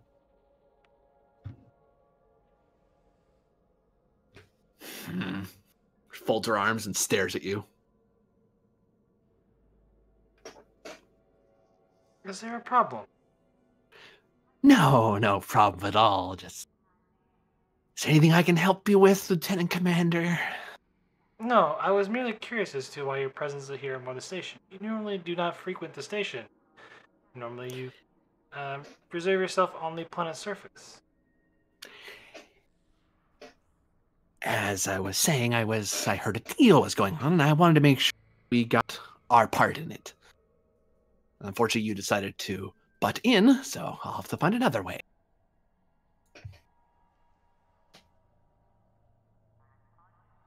quickly remind me, Jim, do I know about this? What's this trade deal going on down? For a momentum, you can. Someone could have let you know. Sure. Yeah, you've heard about it through the operations that this was coming up. You know, Sandino Ray is supposed to be coming in 2 more weeks. And on the way here, you kind of learned that the Romulan delegation has just arrived. Way ahead of schedule.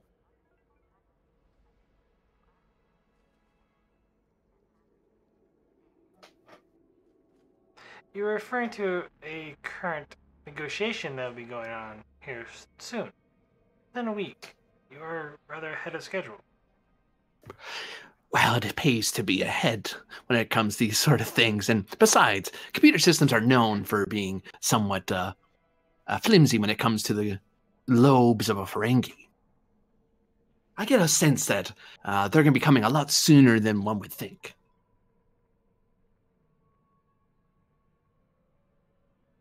Perhaps.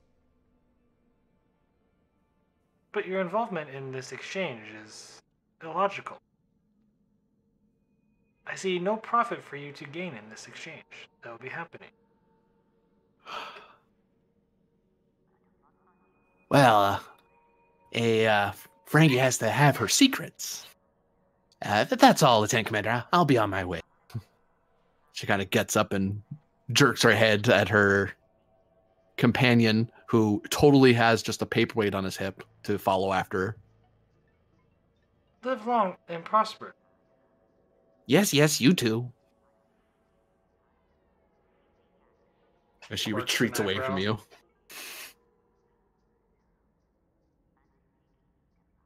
Thala and Tamira, you both can roll for me insight security. Opposed. Someone's doing something in this room, and I'm seeing if either of you notice it. Oh, shift.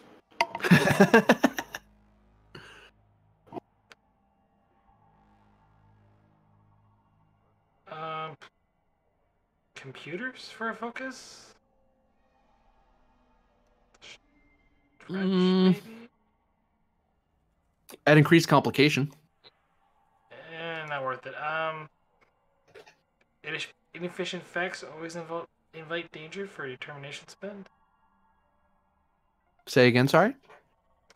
Inefficient facts always invite danger for a determination spend. I'll give it to you, yeah.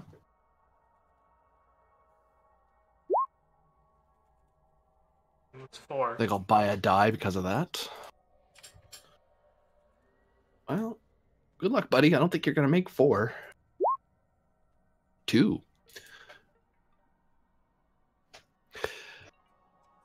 Thala, you don't notice it because your camera kind of watching this whole area in general. And you don't see anything particular, but on the ground level, Tamira, you kind of notice that Boca gave a signal as Lurin was leaving. He gave no. Would you stop that? He gave a look to Mira. Mira gave a look to Avad, and then Avad gave a look to Lurin as she stepped out. And at that moment, that's when Avad, Mira, and Boca all start going their separate ways and leaving.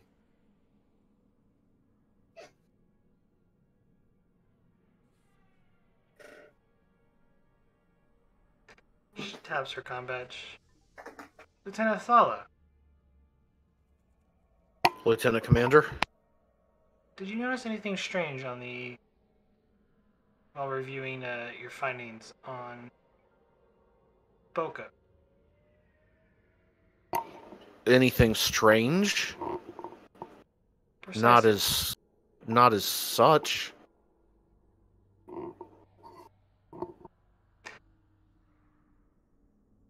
Surprisingly little, in fact.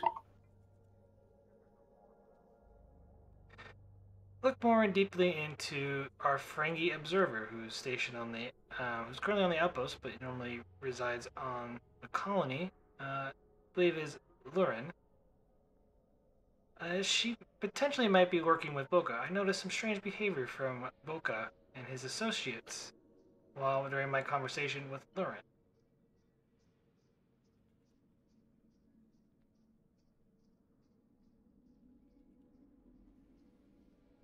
I can attempt to do research on Lurin. Reason security, difficulty 1. She's making some effort to make herself known. Man! Yeah, fire those dice. One of them was 1 away, too. One rolled a... Jeez. I'm gonna set up a webcam and start rolling my own dice.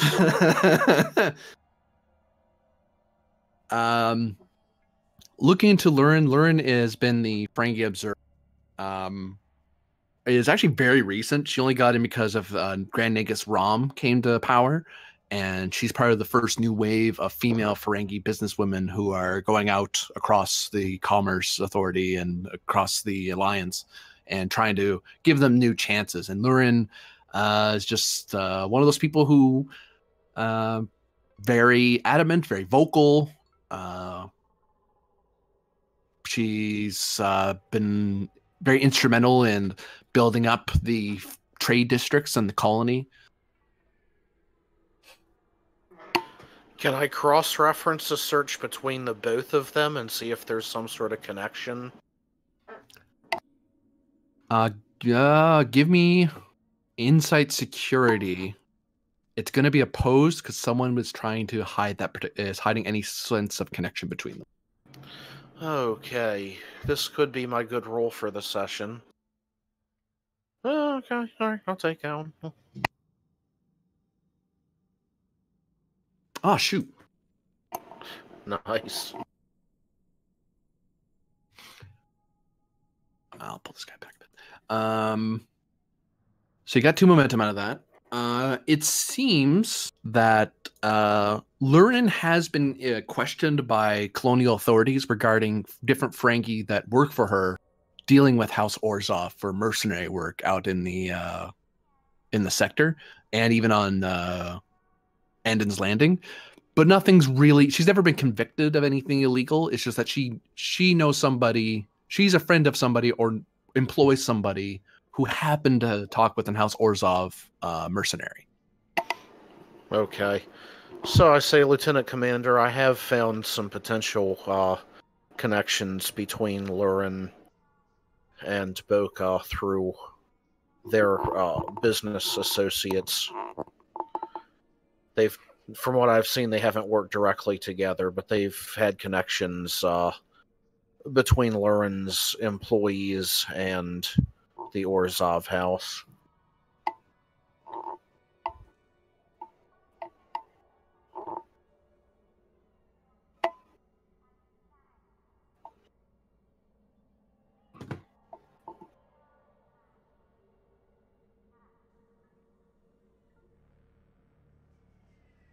Well, if you have nothing to input, then I will go back to researching.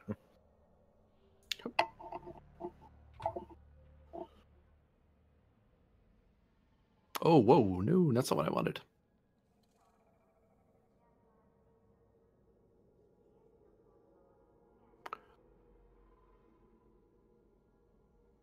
All right, just fighting my interface here. Just give me a moment. Yeah.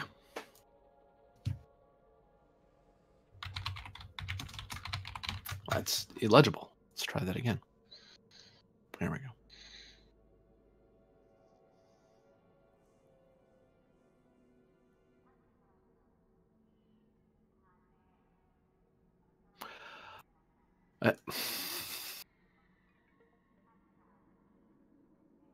There, jeez. No, roll 20. Stop fighting me. There. Mr. Magnus. Dr. Magnus. Yes. I mean Magnus. Sorry, I misspoke. Give me insight engineering difficulty of 1 to notice something odd in the Artemis lab.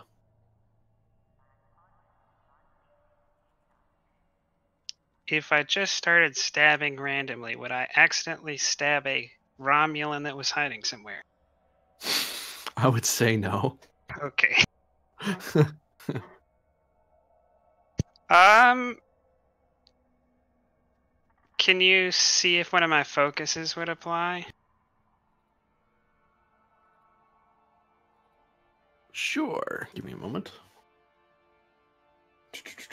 Off the top of my head, I don't think so, but you might have a weird one that will apply. Actually, yes, you do. Can I know which one it is? Electroplasma power systems. Ooh. Take a threat. Sure.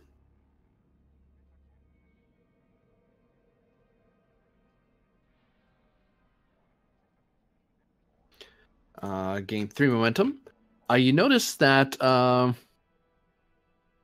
as you're doing your research, you've kind of been keeping somewhat of an eye on the power systems during your project over the last couple weeks. And you notice that the Artemis is down 1 power for reasons that that don't make sense to you. There's nothing. You're the only thing that's doing a lot. And actually, if anything, you shouldn't be losing any power because you're docked with the station, or you should be anyway. I want to start looking into the computer's power system and see where all of the ship's power is being directed. But I don't want to use the ship's computer. I want to like test switches around the ship and stuff.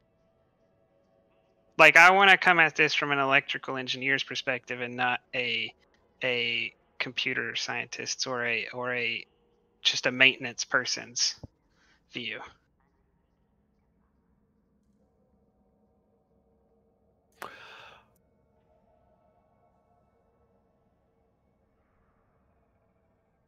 Give me a insight plus engineering roll. Difficulty? It's going to be opposed. Ooh. Let's race to the edge. I'll do 6 threat. Spend them right back. Oh, testing a theory may proc now, and so may theory into practice. It would, yeah, because it's the same thing you're looking into. So testing a theory. You know what? I promise I'm going to write these in my bio now. Testing a theory gives you an extra d20. Theory into practice lowers the difficulty by 1. In the case of opposed, the way I've ruled it is that it usually gives the other side an increased difficulty. Okay. Because you have an advantage that they don't have. Then I only spent 5 threat. 3. No, because my free d20 goes towards the first one. Oh, right. And then I spend another 5 to get the second 2. 2, 3. Rerolling with bolt. If I want 6, I'm going to have to spend my own threat because somebody made me.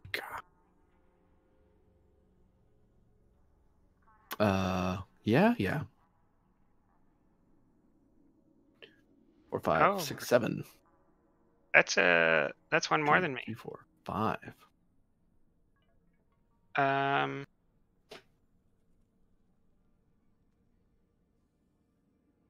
Is it time to burn a value to go after that 1-0? This seems super important. So IMF critical analysis reveals all. Are you spending? Or you're burning Yes. to get a determination? Oh, I still have my determination, so I'm spending. Oh, okay, yeah. Yeah, I'll give you that value. I am rolling a 15, so the chance is pretty good here. Because if I get this, then we're even, and I don't know what happens then. But I do have a 5, so the chance that I get a crit is not unheard of. Ooh, it's a tie. Oh, no, I don't. Hey, buddy. I will spend for I will take a complication. No, you don't you don't have to. Because practice theory into practice, you're 1 up on. He gets 1 less success on his end. Wait, I thought I was already 1 under him. I gained, Oh yeah, you're right. You're right. Yeah, yeah. Yeah, You we're tied now. right. which is why I'm willing to accept the complication. If I say it gleefully enough, maybe you'll accept. Yeah, I'll take that complication. It would seem that that somebody is drawing a lot of power dock reception area ring of the station, basically blinding the sensors in that area because of the interference. On the downside, the complication is you're not sure, but you do know that it's such an amount of power that's drawing from all the ships stationed with the docked with the station. That's why the Artemis is showing a power drain, because it's such a large draw. Can I tell at least which gate it's coming from? Gate 3. Okay. Can I force a reversing cascade to send an incredible amount of power, like a stupendous amount of power to gate 3? Daring engineering, difficulty 2. I mean, hey, if they need power, don't they? No, please. You said difficulty 2? Yeah. Oh, you can't cause problems without threats. Well, we had a Ferengi observer. Does EPS power systems apply? It does, yeah. Ooh. No. Ooh, re-rolling my 0. No, please. Okay, good. Still Roll for me. Lots of challenge dice. 7 challenge dice. Will the ship be assisting him? You're right. The station would be rolling. The station Engines. or the ship? The station, because it's the station that's over. Engines. Engines plus engineering. Okay. The ship always has a focus, right? Yes. Oops, you don't have 7. What am I doing? You have 1 float. Oh, Sorry, I should say. nothing from the ship. 1 float to re-roll the 0. Oh no, 1 float for piercing.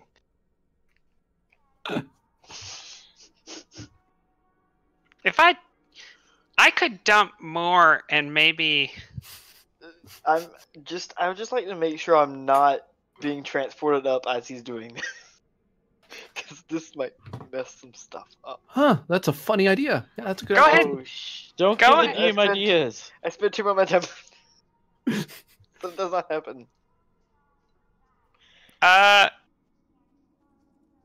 Their vessel can't be that large, so I'll spend another 2 on piercing just to make sure they stop doing what they're doing. Okay. Do I Hey, have that? I'm on the Artemis, so if the warp core goes up, there's a station between me and them. So, a new scene's gonna start. And on the start of that scene, Dr. Kamor. I shouldn't have said anything. As you're being beamed up, we're gonna see if anything happens. Because some weird surge of power just rushes throughout the entire station. Cool. I have now learned my lesson. I imagine someone wants to activate Rika for this transporter roll. Let's do that, please. Yes, Would she be please. pulled from the station or the ship? Crew support. For the rules of STA, she's a floating support character. She's wherever supporting characters are wherever they need to be. Generally. Okay. Unless I've obviously knocked them out or transported them into a new reality, then that's a different. She's on the station. We'll pull her from the station pool. And I'll make this normally this would be a difficulty 2 task, but it's difficulty 3 complication 2, as there's a weird power surge going through the system while she's beaming up the doctor. Well, we may have another doctor who hates transporters. That's just a running theme for some reason. I mean, you understand how delicate the biological system is.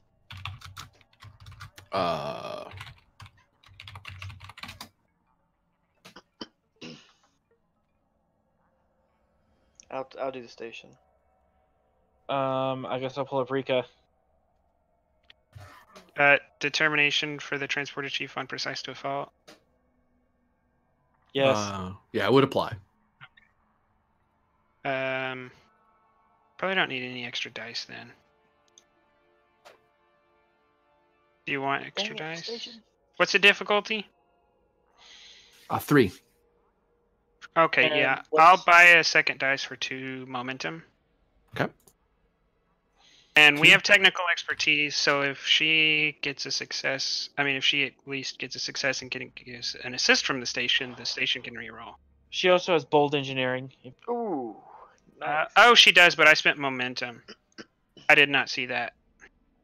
But said you the can station- reroll the station's die. Nice. God, That's determined to not be helpful. I'm going to stop rolling for the station now. Got 2 momentum out of that, and Just one. oh, you're right. No, there No, was wait. determination spent. Oh, there Yeah. was a determination. Okay, I'm bad. I'm gonna shut up now.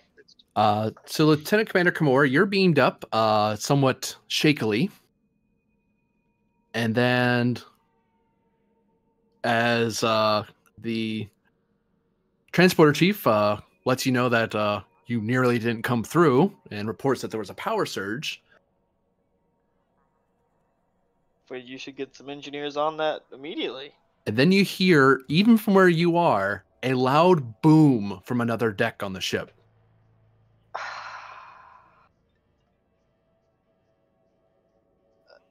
I'm going to just start heading to medical bay.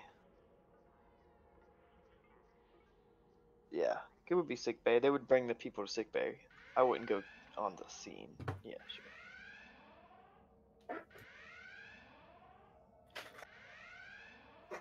I just kind of neatly put back the panel I was messing with.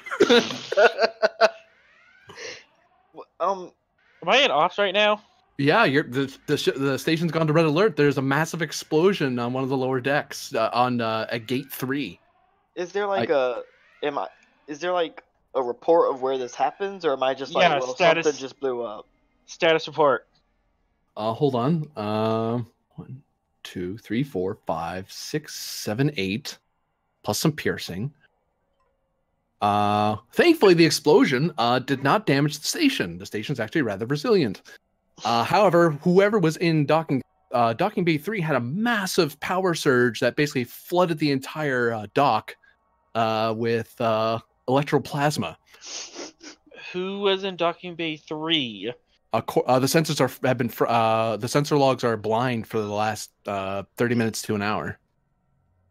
Okay. And pull the up sensors station. that were in there are now fried because there was a massive explosion that occurred in the room.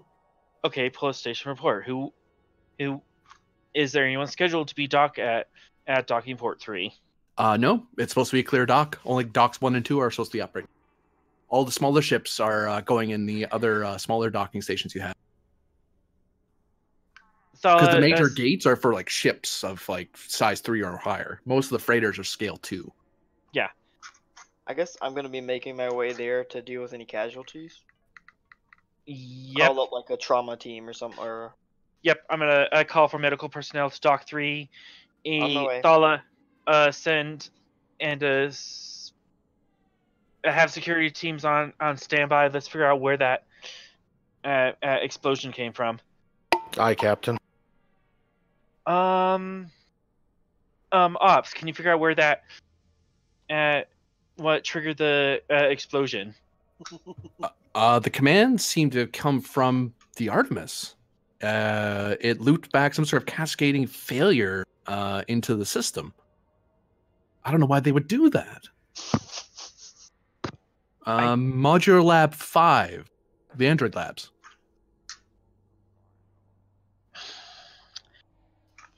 Ray, hey, Dr. Magnus. This is Dr. Magnus.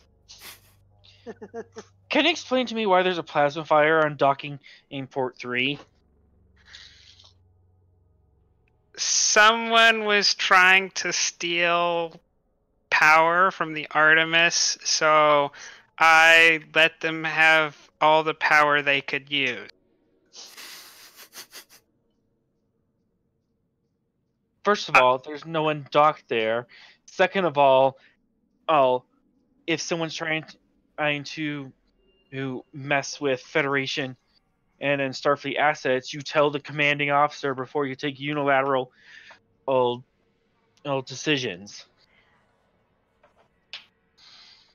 So I agree with, in principle, with the idea of chain of command, but I'm pretty sure, if you come down here and look at my math, I'm pretty sure there's like 15 gigajoules that are being drawn from the Artemis, and they can't go anywhere but to Cargo Bay 3.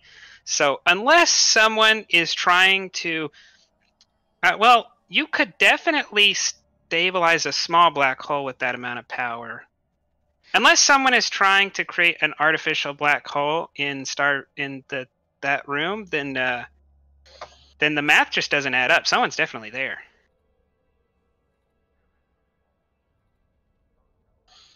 Ops confirmed that no ship has docked with docking port 3 in the last 24 hours.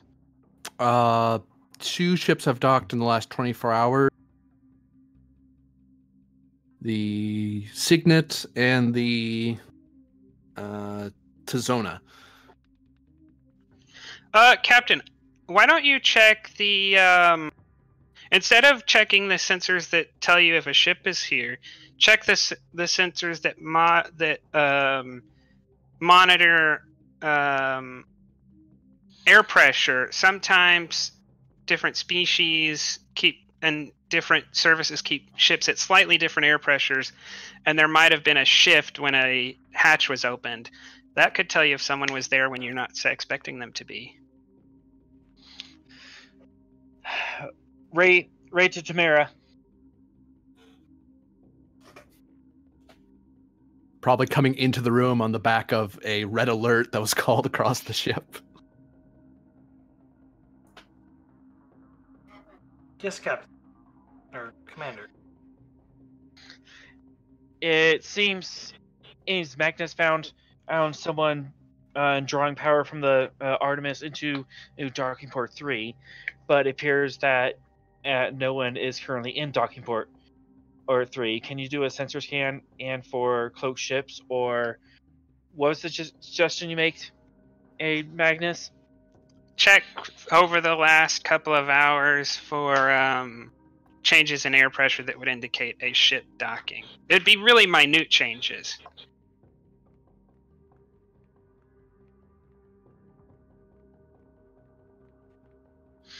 Understood. As for the explosion, it was an unfortunate feedback loop when they tried to steal power from a Federation starship.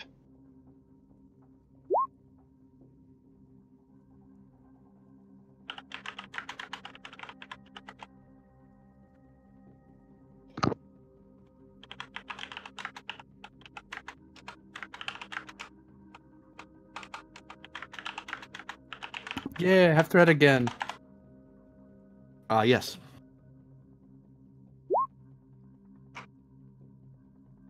It's 2 momentum so far.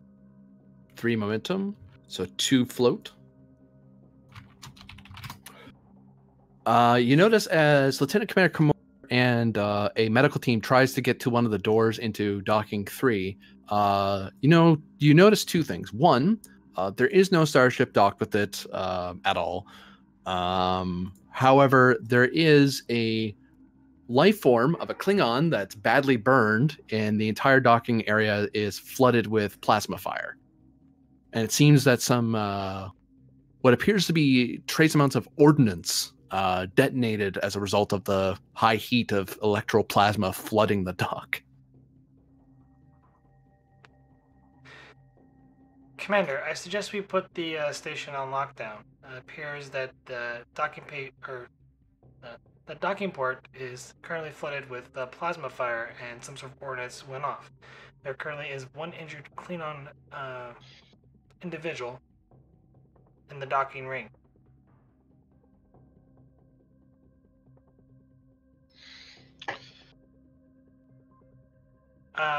For one of the questions, real quick. Can I know what type of ordnance that was? Try cobalt explosives. Oh.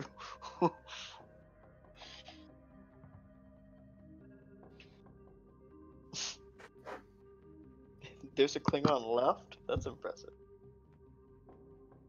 I don't mean, think they the are tribal sturdy. Explosives already went off.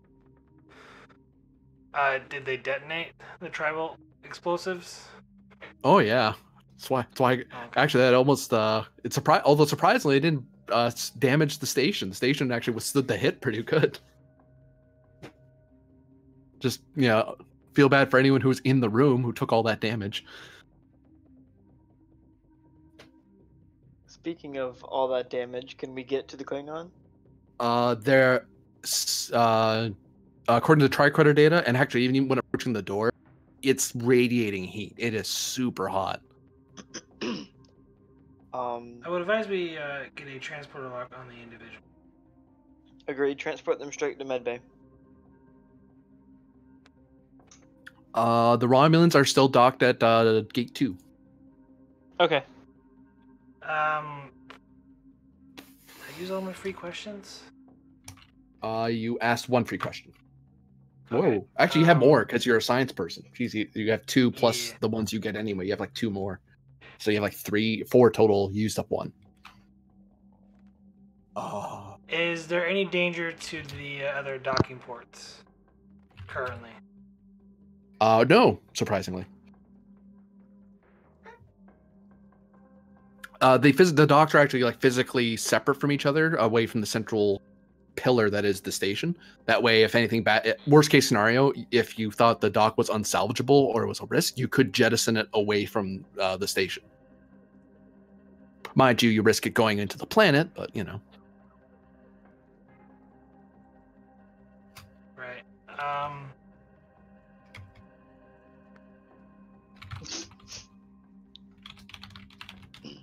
Is there any residue, or at least on the sensor logs for that location, of other individuals in the vicinity?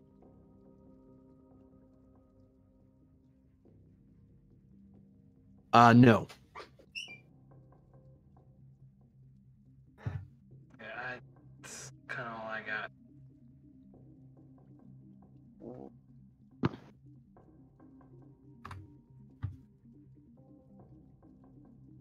It'll be a control engineering roll, difficulty 4, to beam Mira, the Klingon, but it's Mira, from the docking area to the medbay. And is Reika still active? Yes. Okay. All right, copy let's use that. Reika and Assuming she has a focus. She could use a determination if. I think she's already used hers though. She has. Yeah, which is I was gonna say she could use it if Ray was feeling generous. We're gonna give you threat so she can use her bold. How much threat?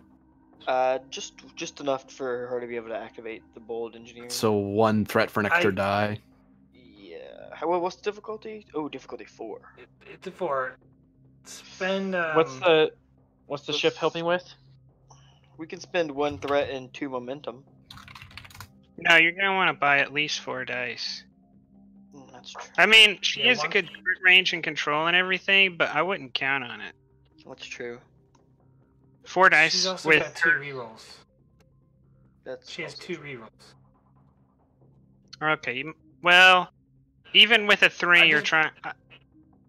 Let's do the 1 threat, 2 momentum. That'll give us 4 dice. Yeah. Dice rolling Yeah. with 2 rerolls. Increasing complication up by 1. Increase complication. So complication range 2. Yes. Gotcha. Ooh, yeah. Good thing you used the bold. Fudge. Just get rid of that. 1, 2, 3, 4, 5, 6, 7. Yes. So, you spent some momentum. 2. We spent 2. Okay, so that's gone. So you have 1 float left.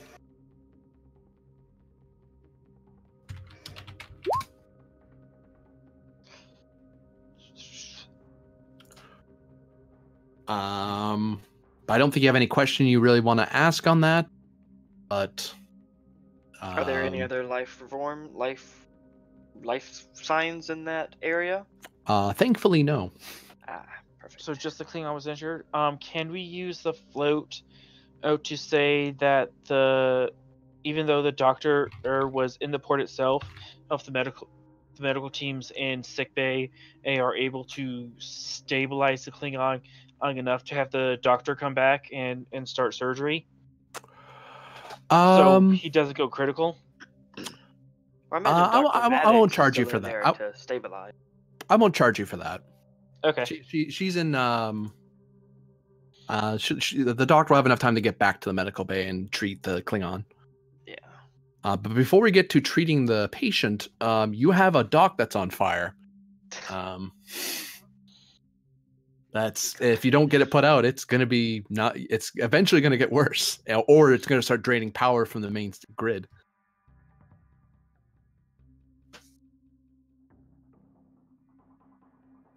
All right, I'm open for suggestions, ins people.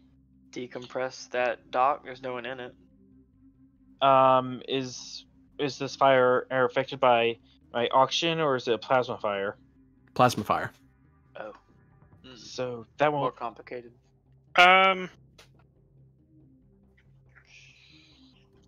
Do we have any?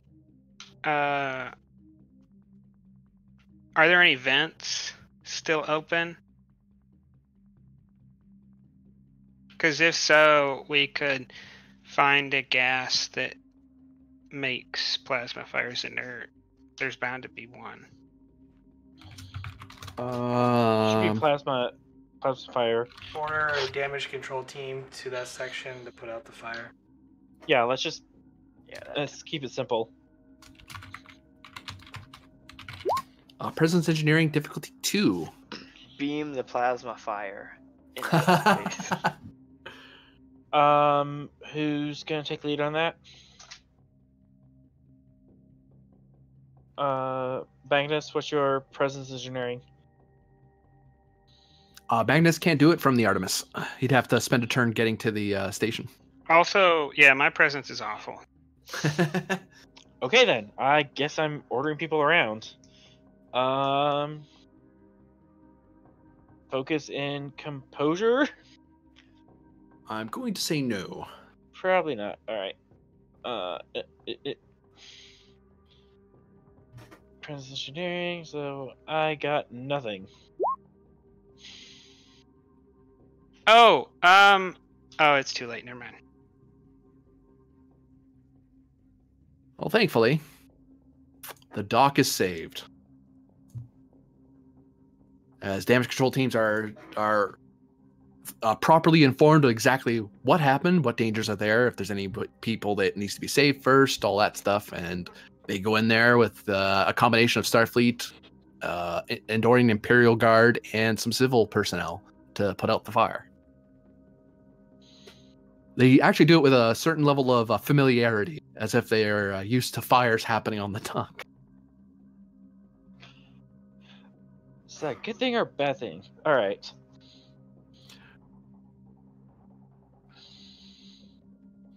Dr. Kamor, you have a patient who has severe burns all across her body. She is unconscious and unresponsive. Time to get cracking. Okay, I start doing the things I need to do.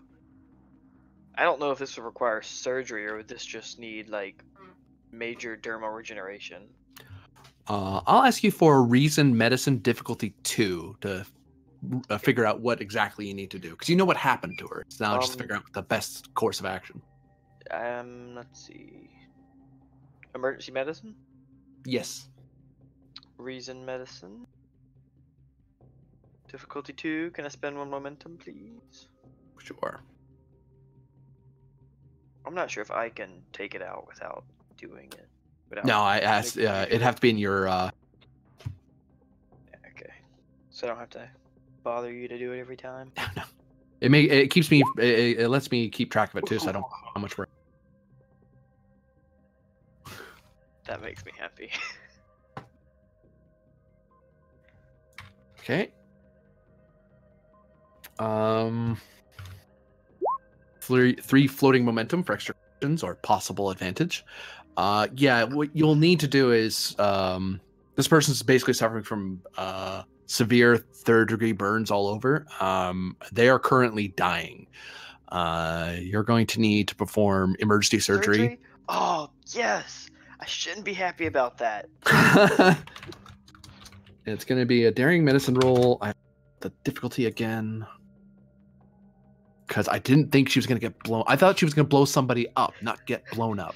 You didn't think the doctor would just full on 7 of 9 her. Yeah, I've got that Uno reverse card. No, remember that one time 7 of 9 like killed that Hirogen or whatever, like shocked him to death. Yep, that's what you did effectively.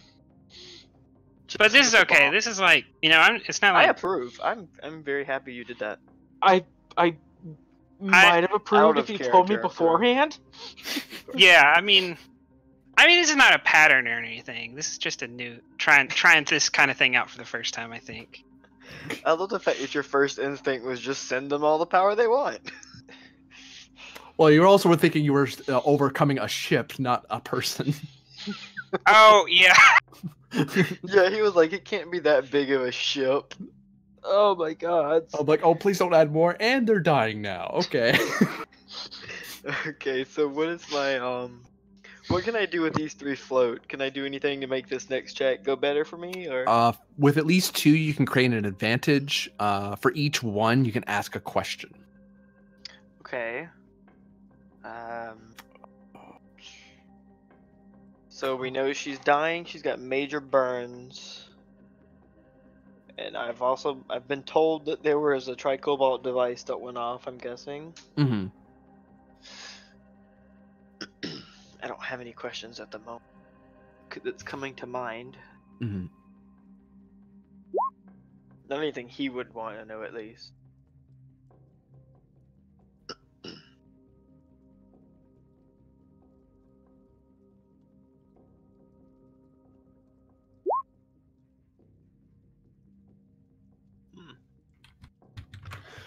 Well then, yeah, I guess let's use that to create an advantage. Sure. So I'm going to call this that advantage. I'll actually say that you won't have to stabilize her first. Like you already have that sort of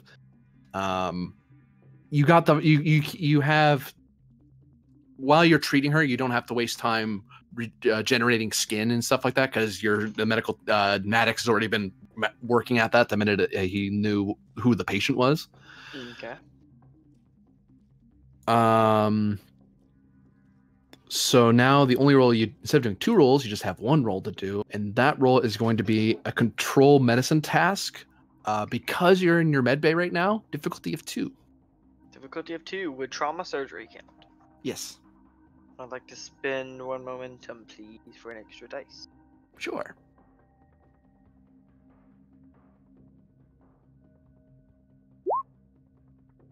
What was difficulty? It was 2. Okay, cool. Get that momentum back. So she is no longer dying. If you wanted to rouse her right away, you'd have to do another check, but for now, she's not going to die at the end of the scene. I don't want to talk to this woman. Thala, is there anything you want to do during this as the fire's been put out? You've been told that the patient is no longer dying. And apparently there was tricobalt explosives that were in that room. I mean, if I can just look around and see if I find anything that someone else may have missed, but other than that, I don't have anything specific planned. Do you want to scan for it, or do you want to look around in person? I would imagine most other people looking probably would have relied more on scanners, right? Would I know? Or oh yeah, you actually heard Tamira trying to do scans back there, and the sensor data is all garbled because of the fire. Oh, then I'll just do it the old-fashioned way then.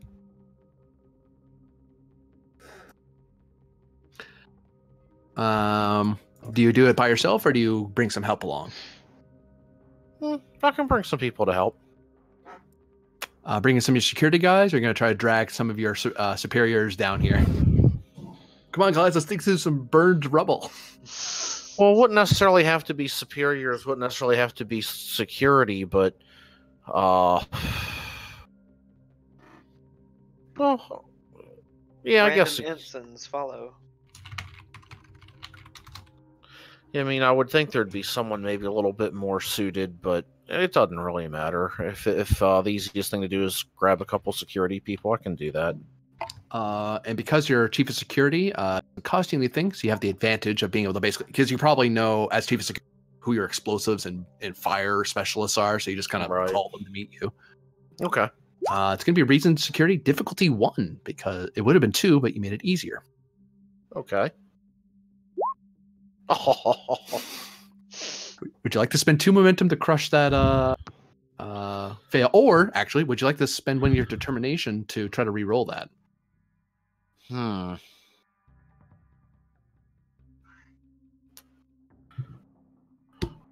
reroll would be I would reroll both. Yes. Sure. Which value do you think would apply? Every problem has a solution. Everything's burned, sir. Well, then move the burned things and use scanners. What else? That's what we're here for.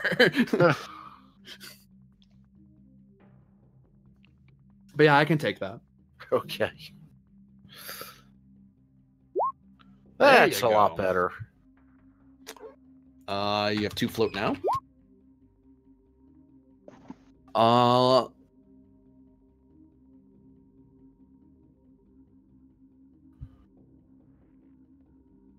going to shoot you some information. Others, feel free to role play out a little bit while I type out the Thala so he can report it in his own way.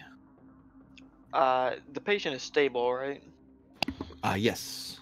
And there were no other injuries on the station that have been reported. Surprisingly, no. Okay. Given the explosion, you'd think there would be. Yeah. Ray to sick bay. Sick bay here. How's our patient? I was just about to calm you, Captain. The patient is stable.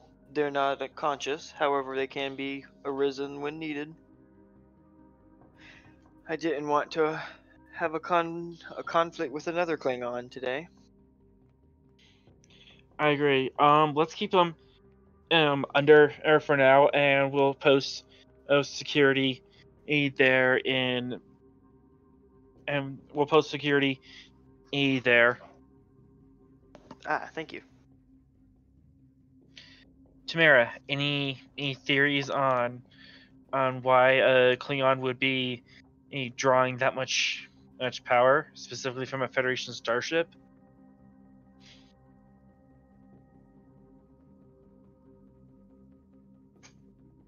Unknown. Further investigation is required. However, there was the Klingon mercenary group from whatever house that was. Orzhov. House Orzhov. House Orzhov. And I found the Ferengi Observer having an interesting meeting with one of the civilian workers here. Seem to be trying to, I guess the proper term, power play them.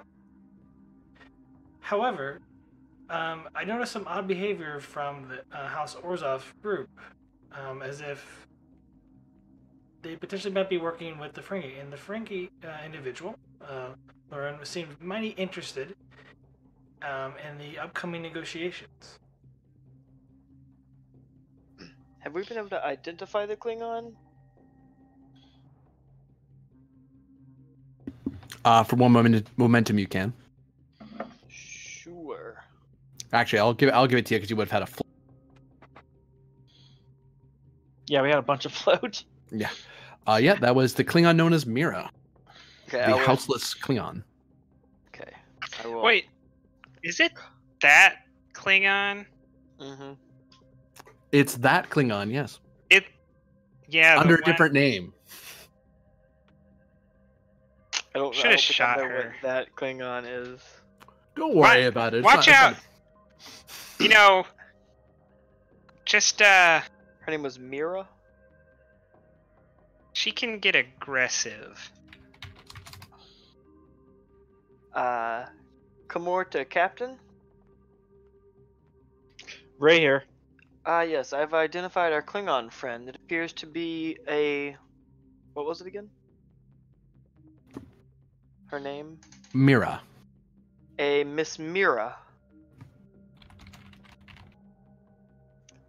Does that ring any bells for me? You remember she was one of the people Thala was keeping an eye on. Yeah, and I'd assume I'd send like her what file I have access to you. Okay. House is Probably- Klingon, yeah, if I don't have Society, all that fun stuff. Interesting. Ooh, how close are Starfleet and the Klingon Empire right now? Are they like good terms or not the best?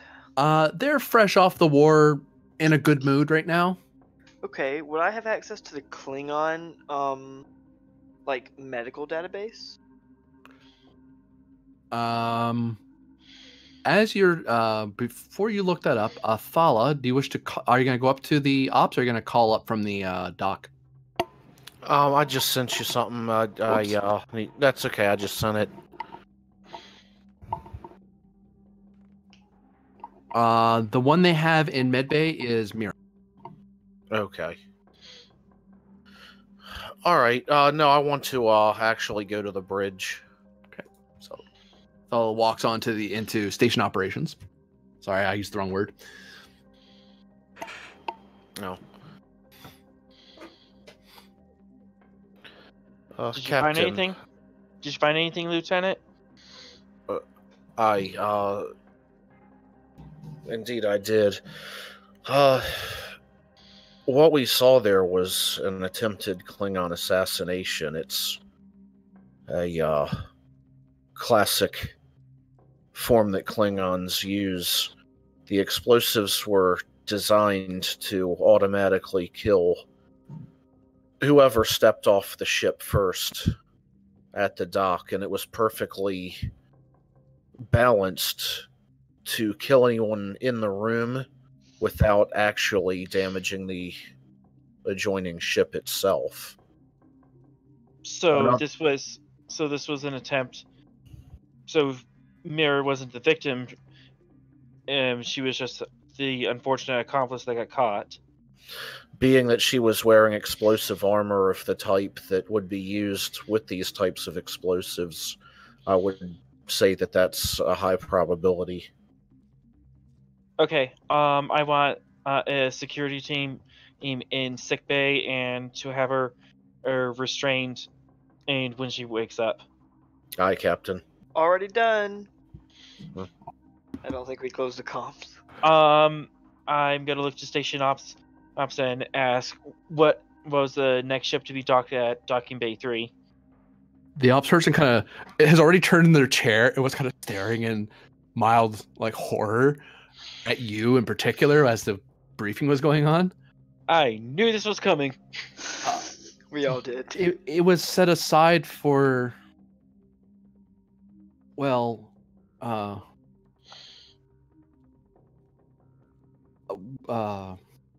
It was your mom, sir. I say over comms.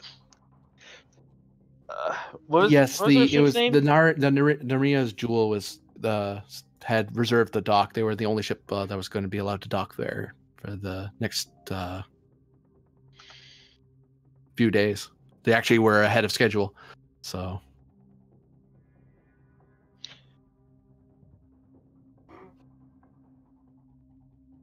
Okay. So, if I'm pulling these pieces together, right, we have Ferengi who wants us to interrupt the deal between Beta Z and the Romulans, and they use a Klingon operative to pull it off.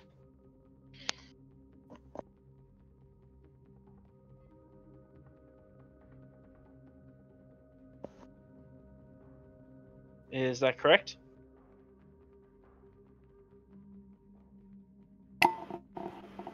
Sounds feasible.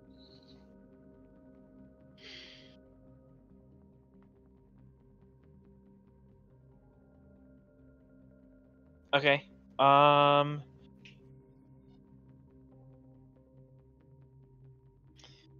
screen.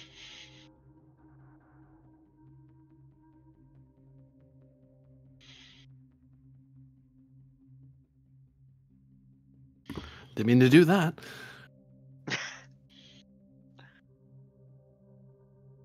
This is the Naria Jewel calling Outpost Andon, requesting landing coordinates to docking 3, please.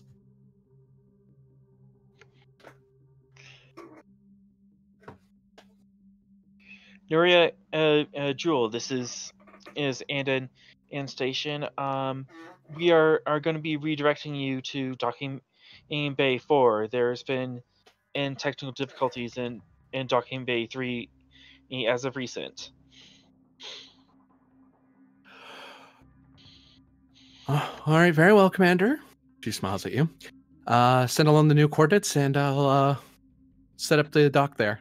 Oh, and a senator might be ahead of me. Could you let her know that I'm here? I'll inform her. Thank you. Commander, may I make a suggestion? Yes, Commander. I would highly recommend that the negotiations do not take place on the station. It seems that we have a security breach. I was actually thinking of opening up the Artemis is ready room for that. We do have a conference lounge. Doesn't the station have diplomatic suites? It does. Yeah, it's best we do this on the station. But they ain't no. Okay, well, I'll have the meeting on the station, but I do want security at that meeting. And we'll have it at the diplomatic suites. And we will clear that at level of all non-essential personnel. Well, not the level of the section.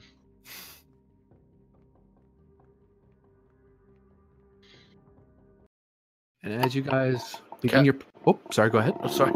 I just wanted to wait till everyone else was finished speaking. I didn't interrupt. Captain, I felt it might be important to inform you. It appears that Avid Ebb and Boca are no longer on the station. Rather, they are on Andon's Landing, the planet itself.